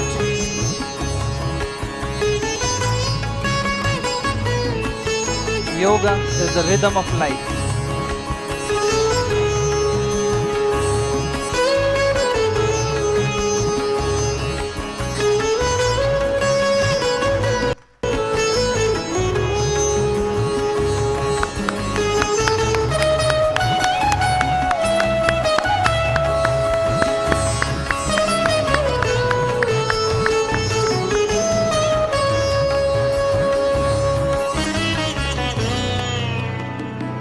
Eightfold Sutras of Patanjali, Rishi Patanjali,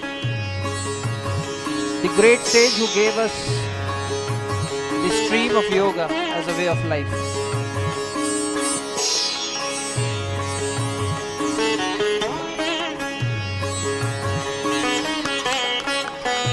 Oh, this is wonderfully done, exceptionally executed. One of the most difficult postures innovated by these students of Sanskriti Vishwavidyalaya.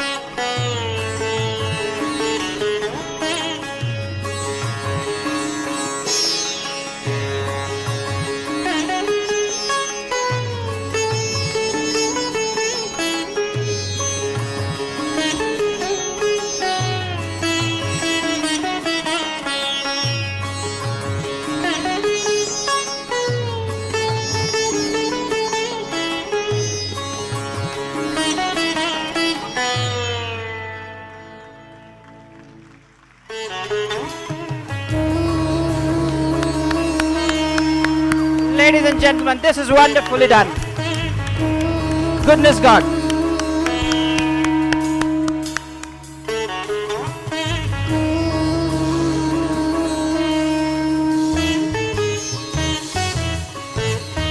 Exemplary performance indicating what Diya is all about. Being born again every moment.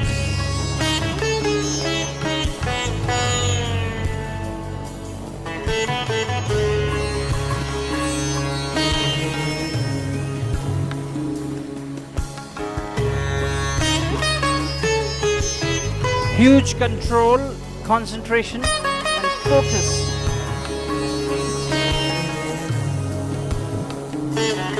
One needs to go deep into his consciousness to execute and perform with such dedication.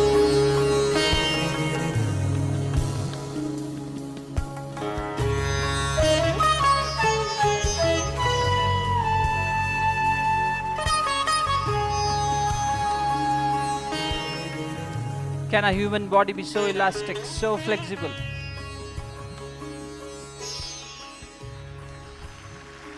Ladies and gentlemen, I proudly present to you the students of Dev Sanskriti Vishwavidyalaya, Shri Kuldeep Jangela, Mr. Anmol, Raghavendra, Kushagra and Govind.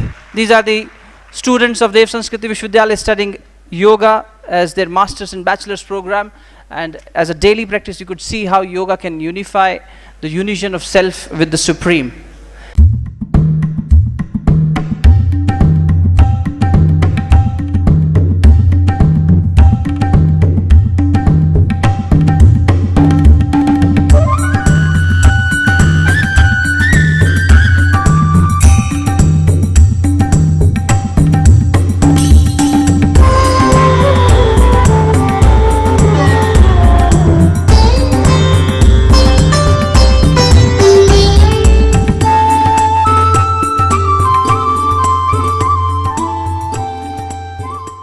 Moving on, I would like to now request another yogi to come on dais, Mr. Manoj Kumar, who is the chief guest of the evening and the CEO of Nandi Foundation Mahindra Group, a Robert McNamara Fellow of World Bank, who could have scaled great heights in his career in States, but decided to come back to India and serve the nation, and through his efforts as Nanni Kali and Nandi organization, they've been able to touch more than 14 states and 5 million girl students in primary education. Ladies and gentlemen, I present you proudly Manoj Kumar, the CEO of Nandi Foundation.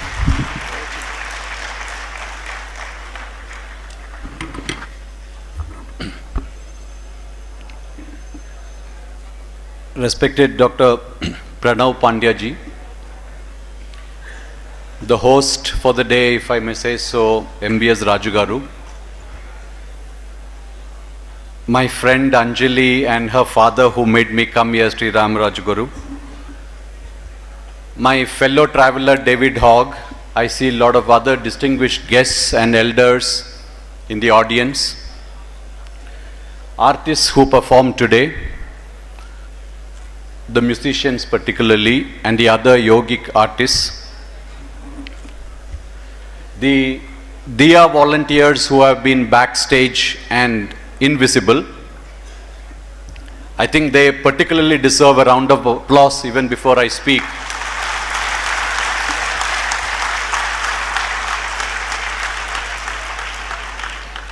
Thank you everyone for coming. Thank you for making Hyderabad proud that you turned out in such large numbers, skipping possibly an IPL match today.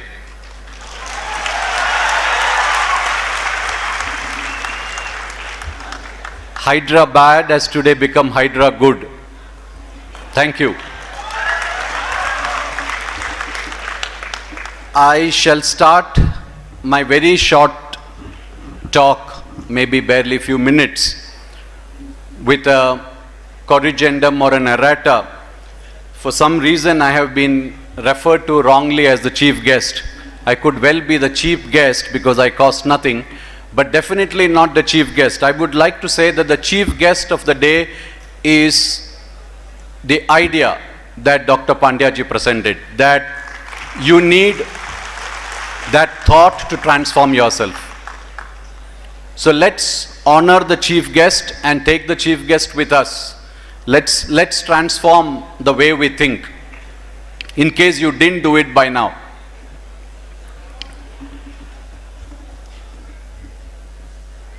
I will be telling you very, very short 3 stories. All the 3 short stories are from 3 places which have names with the letter K. They are places you probably have never been, may never be going to, but I think they are stories that you should know. One is a place called Kalahandi in Orissa. Kalahandi is known even now as the famine capital of India. It is said that the rats, the rodents in Kalahandi are obese and the children are malnourished there. Because you have FCI godowns in Kalahandi which have rotten food grains which the rodents feed on. 25 years ago, I had the chance to be in Kalahandi as a banker though, to go with a team to understand why in certain villages only women live. There are no men.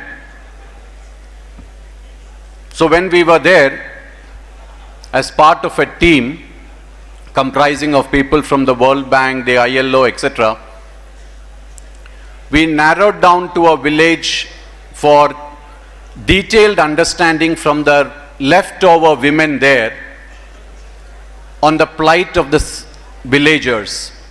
We found that all the men had migrated for work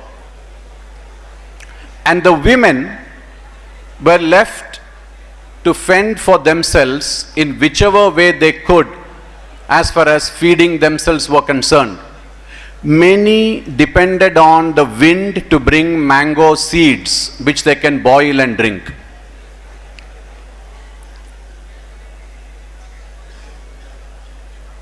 Dr. Pandya ji was telling me and Anjali just now that in his university jeans is not allowed. And I should tell you that those were the heady days where consumerism was beginning to catch up, and yours truly had never worn a jeans till then and was aspiring to wear one. So I'm in this village getting maximum insights from a woman who looked maybe 80 years, should have been 40, God knows. And she explained the plight of how not a single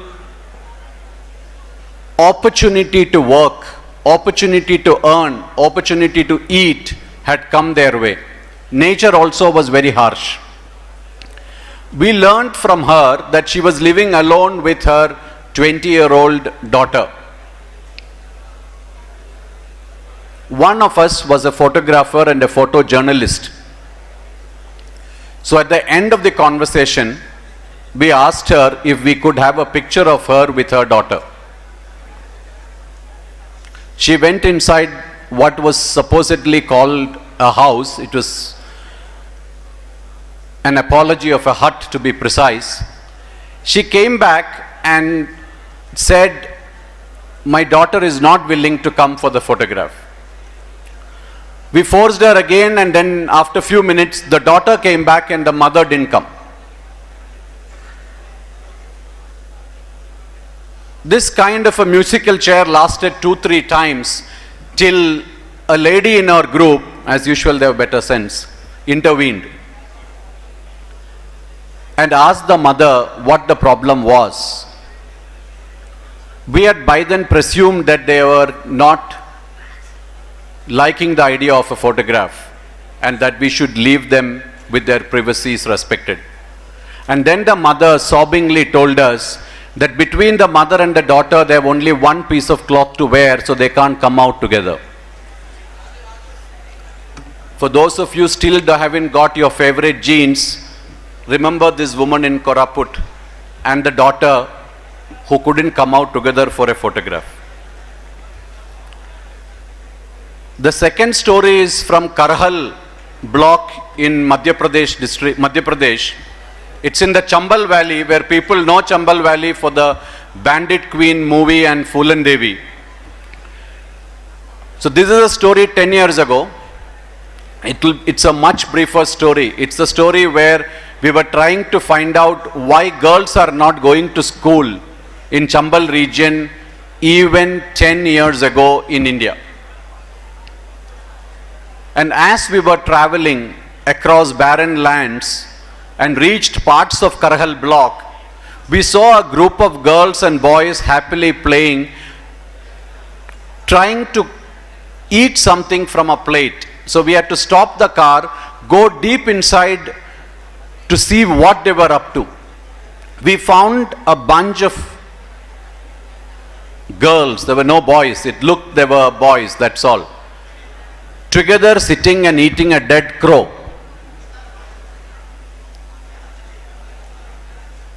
That was their meal for the last few days. It's a different story that lot of youngsters like you came around, and in the last 10 years, there is not a single girl in Karhal block who is not going to school today.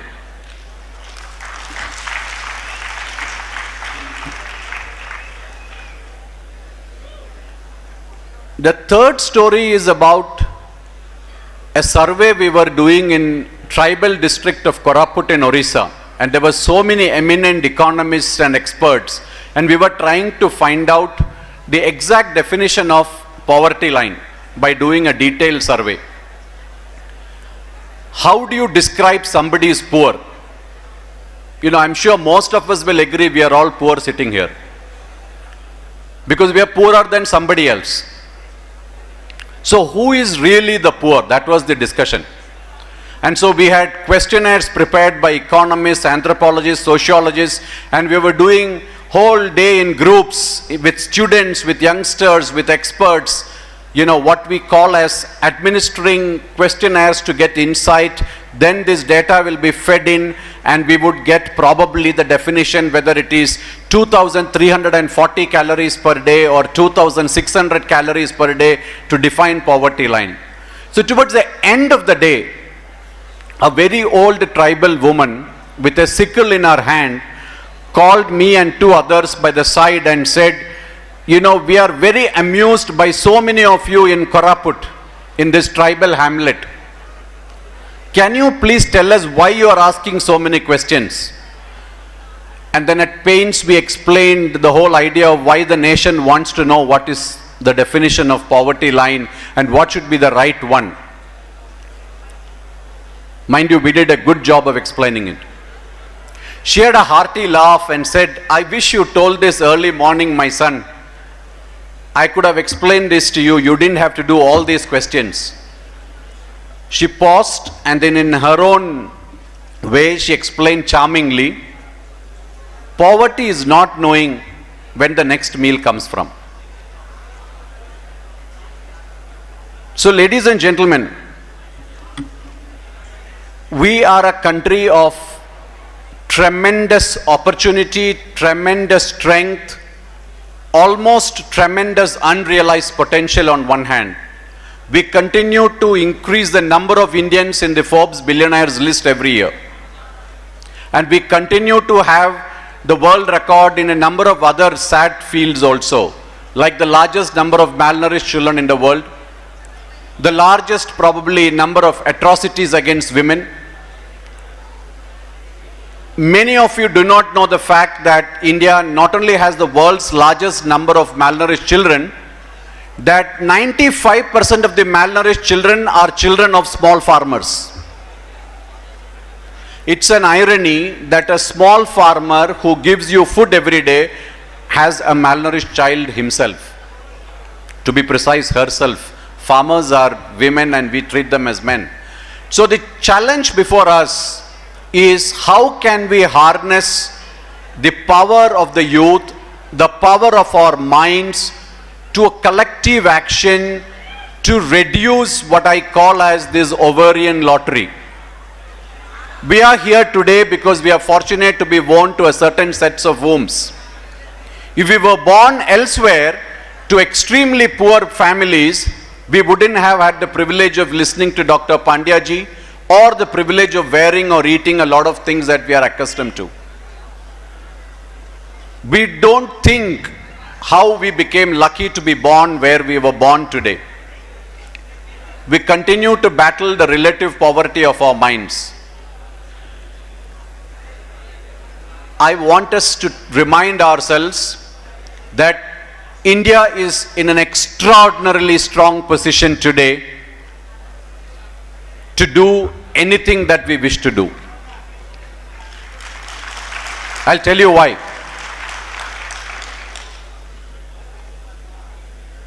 The median age of India today is 29 years. We have 450 million people between the age of 15 and 34 years. It is more than the population of a number of countries that you can add. 450 million people between the age of 15 and 34. If we can do even an iota of change in their minds to do something for others, some service for others who missed the ovarian lottery, who missed the luck to be born like them in a good family, I think India will become a superpower by itself. We need nothing more.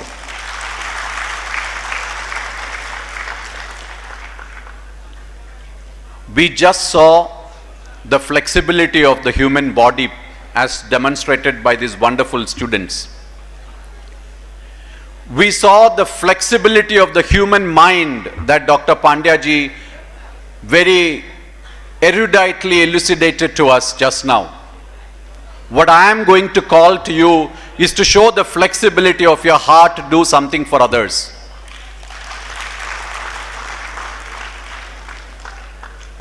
If we can do that, and if we can promise to change your mind and thereby touch your heart to do something for someone, let me tell you, it can be anything. And since I have been an eternal salesperson of selling love and asking others to do something, never mind whatever, instead of giving a menu of infinite options, I always say the code word is me, M-E. M stands for mother, E stands for earth. If you can take care of Mother Earth and do the Sandhi Viched and see mother to represent all the women in the universe and see them as mothers and do something for a girl, an adolescent woman, adolescent girl or a woman with respect, you will create a new society. Same way, if you cannot have the time to do anything because we have so many messages to read, Instagrams to post, Facebook updates to do, I'm sure there is absolutely no time left in today's world. The phone has become smarter than us. And that's why it's called a smartphone, as you know. In today's world, if you have nothing left as time for you, plant a tree. If possible, a fruit-bearing tree. Somebody will get the fruit someday. If you can do either of these, just once, let me tell you, Pandya ji was talking about addiction of tobacco. This is an addiction you will enjoy. And once you start getting the excitement of the tree that you planted bearing fruit for someone else, and the girl that you help to educate becoming a woman of substance tomorrow, this addiction will become infectious. India needs the addiction to serve others. Thank you.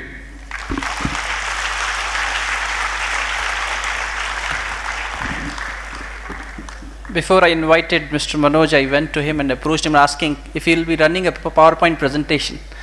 And he told me that he never used a PowerPoint presentation across his life, and would like to quote Financial Times, December 2013, which said that in the coming future there will be 25 young Indians to look upon.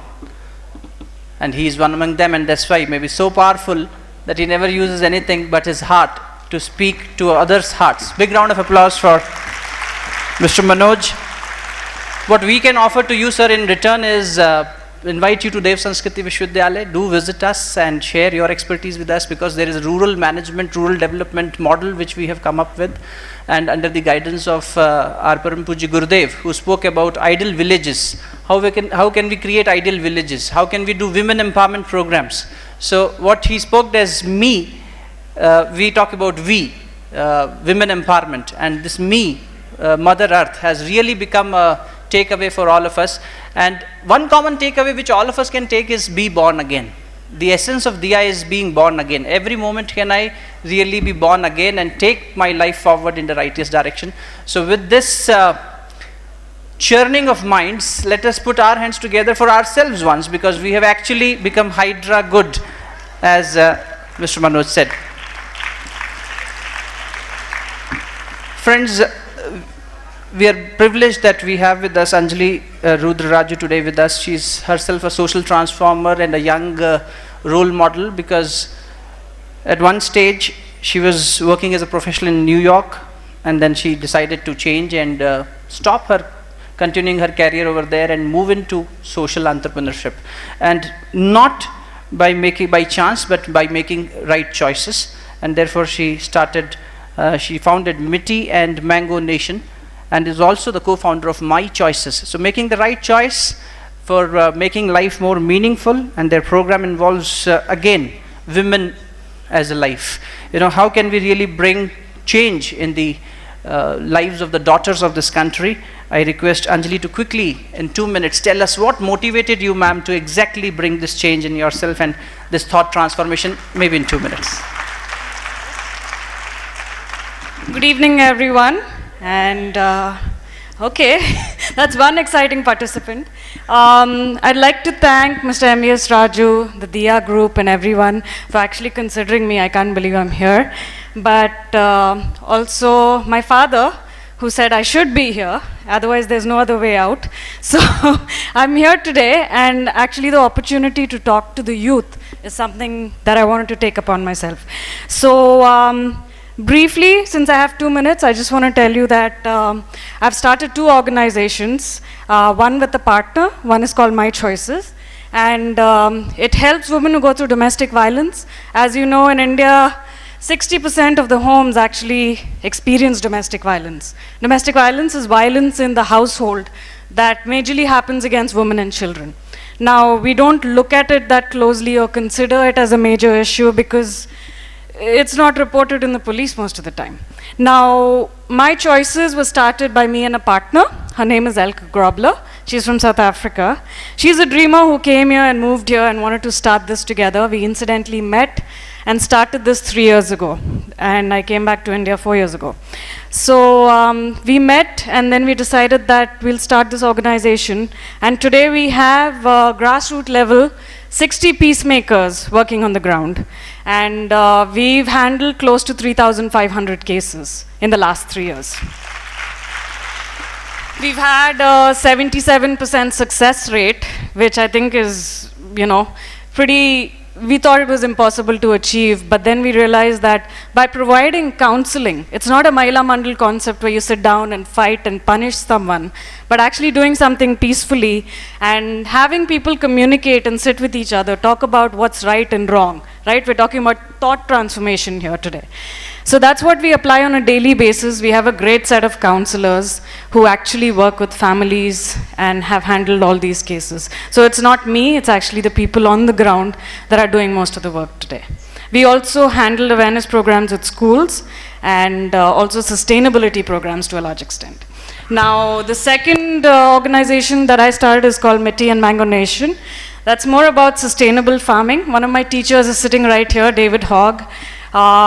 And I myself, I'm very much a hands-on farmer who works with the soil, and I also help others, teach them, and I run my own farm, and it's completely sustainable over the last 2 years. Now, a lot of people come up to me and say, well, you're educated and you've worked for so long and you're just doing this out of time pass, passion, right? And then I say, no, actually I wake up every morning and think, I'm excited to do something, and that's the change that actually made sense to me. Now, to answer the question about what actually transformed the thought, right? Pranav Pandya ji was talking about cultivating thoughts. Now, I was in the corporate field and made enough money, enough in the sense, enough to live a simple life for many, many years. And, but if I want to live a very luxurious life, I didn't have enough money. But I had enough. I've built enough of a network and had enough connections, but I was tired of just going to work, coming back without a sense of purpose. Yes, I was making money, but that wasn't enough. You're fighting for promotions, you're fighting to what next level do I want to get to? What do I do with that when I come to the end of life? That's not an achievement really. It's like, what have I really done it's not about getting a name or reputation, but it's about self-respect and, you know, prospecting on your life and growing up accordingly. But I'll be honest, I was lost because I didn't know. Because when you're stuck in a place and you're doing it and you're not enjoying it, you can't think clear. So I actually left my job when the economy was down. I'm not boasting, it wasn't a sacrifice I made, it was a choice I made. And I came back, and then my father asked me, why are you here? What are you going to do? He's a philanthropist himself, and he's inspired me since a child to always think about another person. And I could help him, I am always there to help him, but then he's like, you do your own thing, you know, you have your own mind, you have your own processes to think about. So I actually took a break. I went trekking to the Himalayas, I went to Arunachal Pradesh, I went to Ladakh, I went to the most remote places where cars or, you know, people can't easily access. But that's where the rawness of people is. People are actually happy in these small villages. You know, the animals, the nature, everything is so positive, and you look at the mountains and you're just like, I'm just a small human being. What I am, it doesn't matter to anyone, whether I'm a VP, I'm a principal, or whatever it is, you know. To the end of the day, what kind of a person I am is what's important.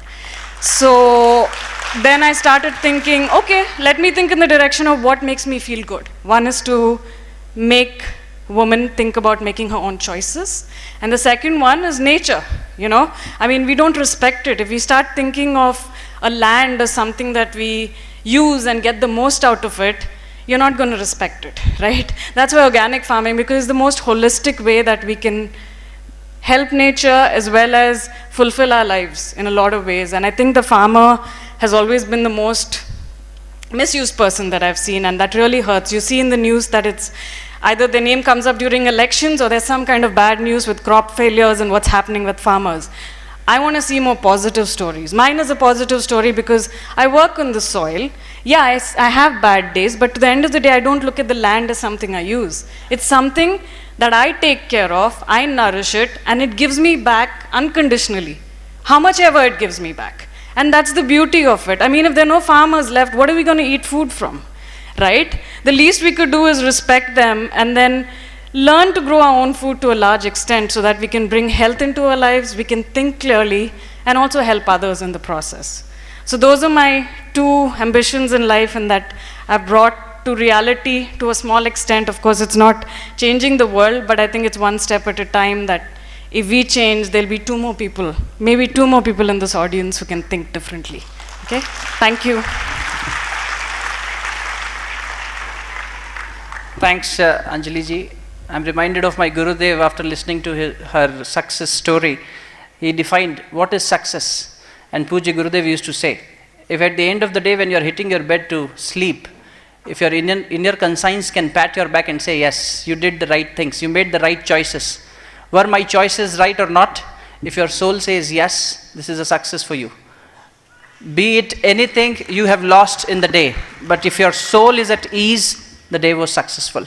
May we all reach to that success every night when we go and, you know, do a self-introspection and find, yes, we were doing something good. Quickly, I'll take 2 more minutes with the permission of Honorable Dr. Pranav Pandya ji and the guests today, and would like to request Mr. Ravindra, who is himself a social transformer on value-based education. There is so much of commonality on this platform today, because the women empowerment we spoke about, the rural development we spoke about. Mr. Ravindra, is he here with us? I request Mr. Ravindra to kindly join us on the stage for the next 2 minutes, and he's being inspired by Swami Vivekananda and the former President APJ Abdul Kalam, and has been working with more than 350 government schools and has created 290 students who have reached IIT by his efforts, who could not bear basic education also. Sir, I request 2 minutes, heart to heart, please. Thank you, sir. Pujya Dr. Pranav Pandya ji,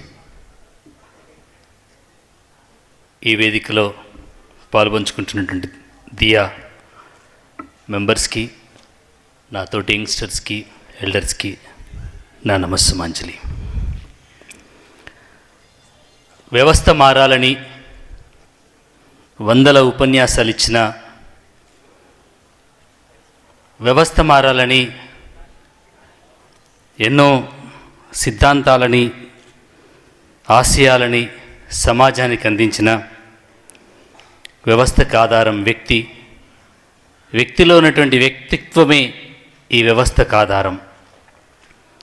శీలవంతమైనటువంటి మానవీయతతో కూడుకున్నటువంటి సామాజిక బాధ్యతతో సంవేదనతో కూడుకున్నటువంటి వ్యక్తులని ఈ సమాజానికి అందించగలిగితే ఈ సమాజంలో ఉండబడినటువంటి అసమానతలని, సామాజిక రుగ్మతలకి ఒక సరైనటువంటి పరిష్కారాన్ని ఇవ్వచ్చనేటువంటి ఉద్దేశంతో మనకంటే ముందు మన అస్తిత్వం కోసం, మన ఆకలి కోసం, మన అవసరాల కోసం, మన ఆనందాల కోసం, మన సర్వసుఖ సౌఖ్య భోగ భాగ్య విలాసాల కోసం వాళ్ళ జీవితాలన్నింటినీ కూడా ధారపోసినటువంటి నాటి స్వాతంత్ర సమరయోధులు, సంస్కర్తలు, నేడు పనిచేస్తున్నటువంటి సరిహద్దు సైనికుల అందరి యొక్క త్యాగాలని పుణికిపుచ్చుకొని ఈ వ్యవస్థను మారుస్తే తప్ప ఈ దేశానికి వేరే పురోగతి లేదనేటువంటి ఆశయం నుంచి అంకురించిందే Vande Mataram foundation.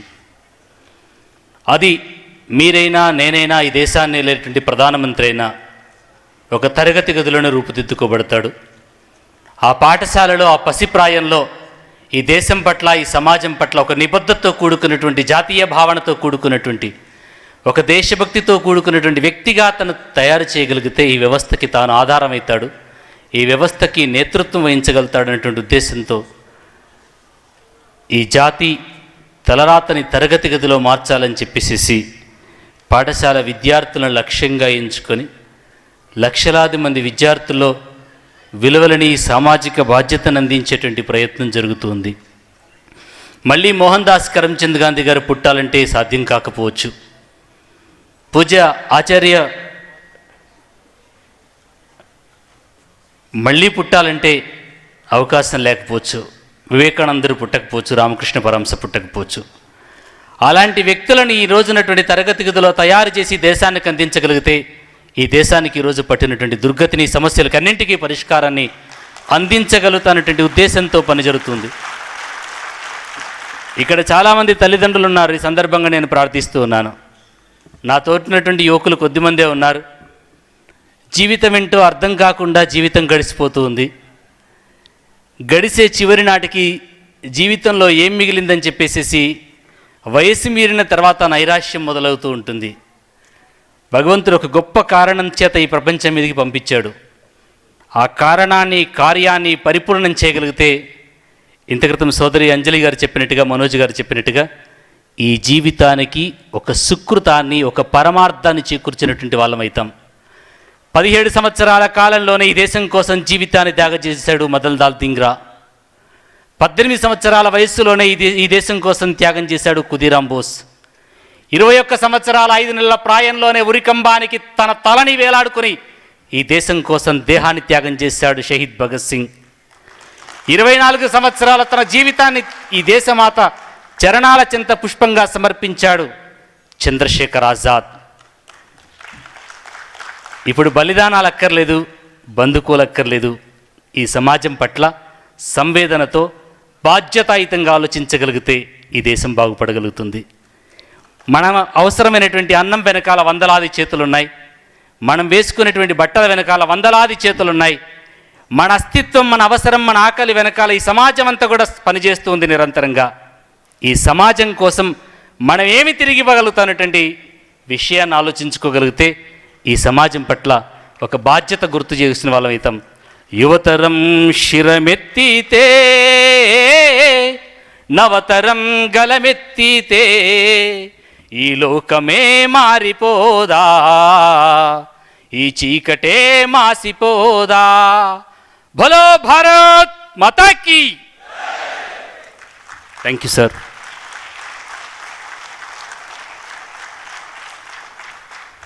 Now I request Sri Ashwini Subbarao ji to come onto the dais and thank the presenters, speakers, and also the coordinators of this event.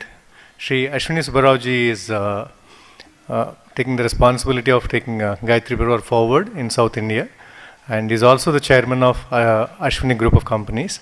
Now I request Sri Subbarao ji to thank the presenters and also Dear friends,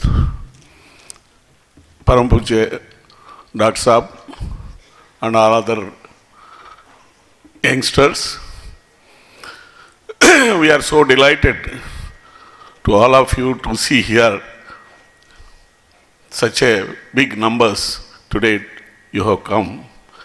We thank you so much. Dr. Saab, what he told, हम बदलेंगे युग बदलेगा, हम सुधरेंगे युग सुधरेगा. This one, these two slogans, if we daily meditate, we change ourselves. I thank the organizers of Diya. I thank the Shilpkala Vedika management. I thank one and all elderly people who came just now. Doraji has come. He told me, even if it is delayed, I'll come and see our Dr. Saab.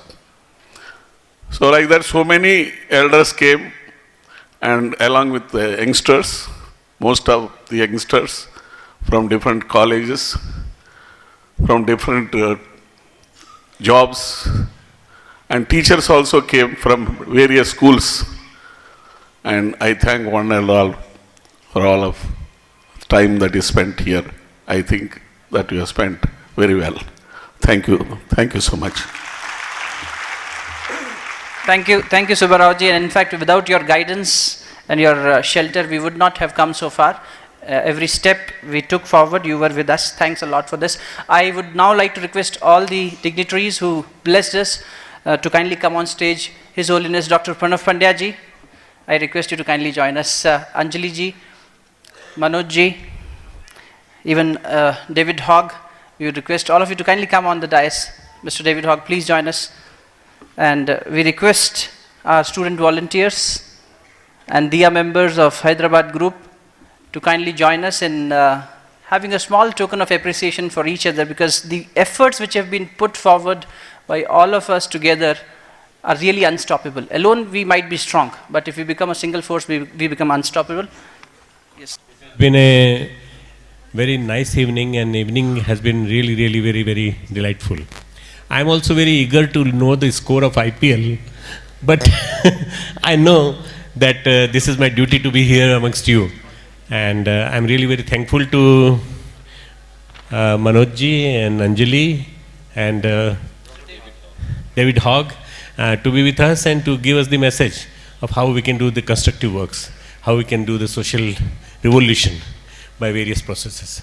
I asked Anjali to become member of Diya, and Manoj also to become a member of Diya and to inspire the Hyderabad youth, not only Hyderabad but the whole South. We have to take the whole.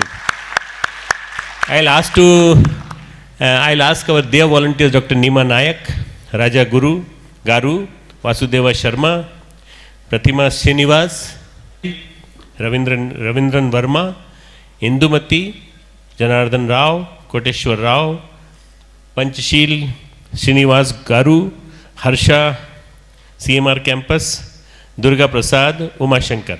Let me tell you what they are. Actually, they are coming. Dr. Nima Nayak is NSS coordinator. JNT, you come here, please. Raja Garu. He is the event management. He is handling the event management. Yes. Okay. Vasudhaiva Sharma is a focus founder. Pratima Srinivas. Sir, here. Pratima Srinivas is the principal Venkateshwar Pharmacy College. She is teaching in that college, and she is really, really very much involved in the movements. Sheshadri, MD, Managing Director, please. He is not well and not joined. He is not gone. Not well, not Ravindra Verma, CEO, HR Formula. Ravindra Verma. Kindly clap for all of them actually. Indumati, Akshar Wellness Center. Akshar Wellness Center. She is running acupuncture programs. Just in the Haiti we met, and she told me about the wellness which she is achieving. Janardhan Rao, CEO, the global analyst. Koteshwar Rao, industrialist. Panchashil Srinivas Garu, Bharat Vikas Parishad. Oh. And Harsha, CMR campus. He's outside, he's working as a volunteer. Student leader. And Durga Prasad, MD, Veda Systems.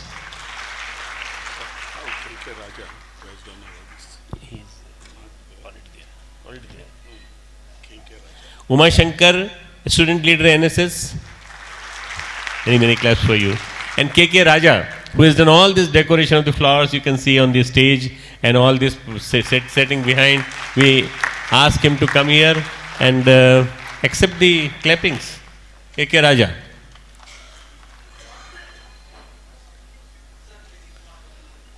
KK Raja is there? He's backstage, he's running the show. I think it should continue. A round of applause for all of them for their relentless efforts, their meticulous planning without which it would not be possible. Get more smaller ones.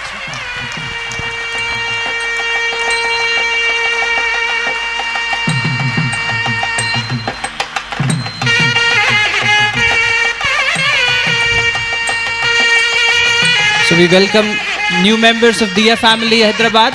I request Gayatri to come forward quickly and help us in felicitating our members today.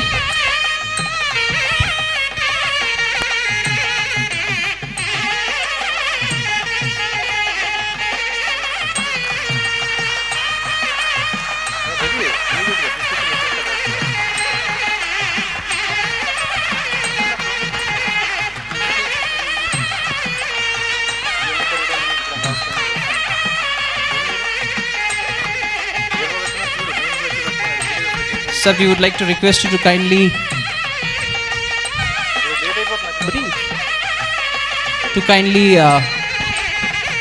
honor the guest today with Gurudev's literature as well.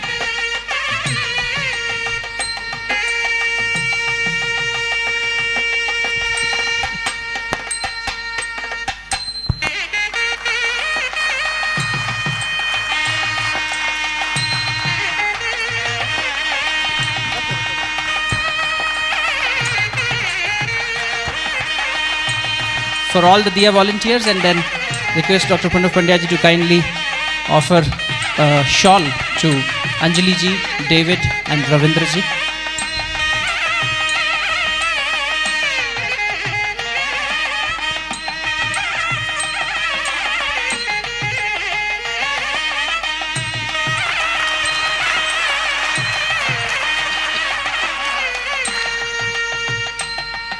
We look forward to a lot of learning and mutual exchange of knowledge.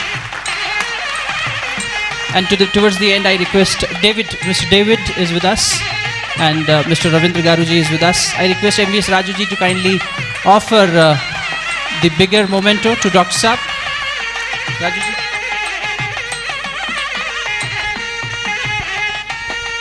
Dr. Saab, we request you to kindly accept a token of appreciation from Diya Hyderabad. On behalf of Diya Hyderabad, they would like to give you you are actually a torch for us, under whose guidance this Diya has flourished. Thank you, Dr. Saab. Now we request all of you to kindly stand up for the national anthem. We would like to pay tribute to the nation under whose guidance we have been living, under whose shelter. We request all of you to kindly join for the national anthem. Music, stop the music please. Thank you. Let's join for the national anthem. National anthem starts. Jana Gana Mana Adhinayak Jaya He Bharat Bhagya Vidhata Punjab Sindh Gujarat Maratha Dravid Utkal Banga Vindhya Himachal Yamuna Ganga Uchchal Jaladhi Taranga तव शुभ नामे जागे तव शुभ आशीष मांगे गाहे तव जय गाथा जन गण मंगल दायक जय हे भारत भाग्य विधाता जय हे जय हे जय हे जय जय जय जय हे। भारत माता की जय। वंदे मातरम। वंदे मातरम।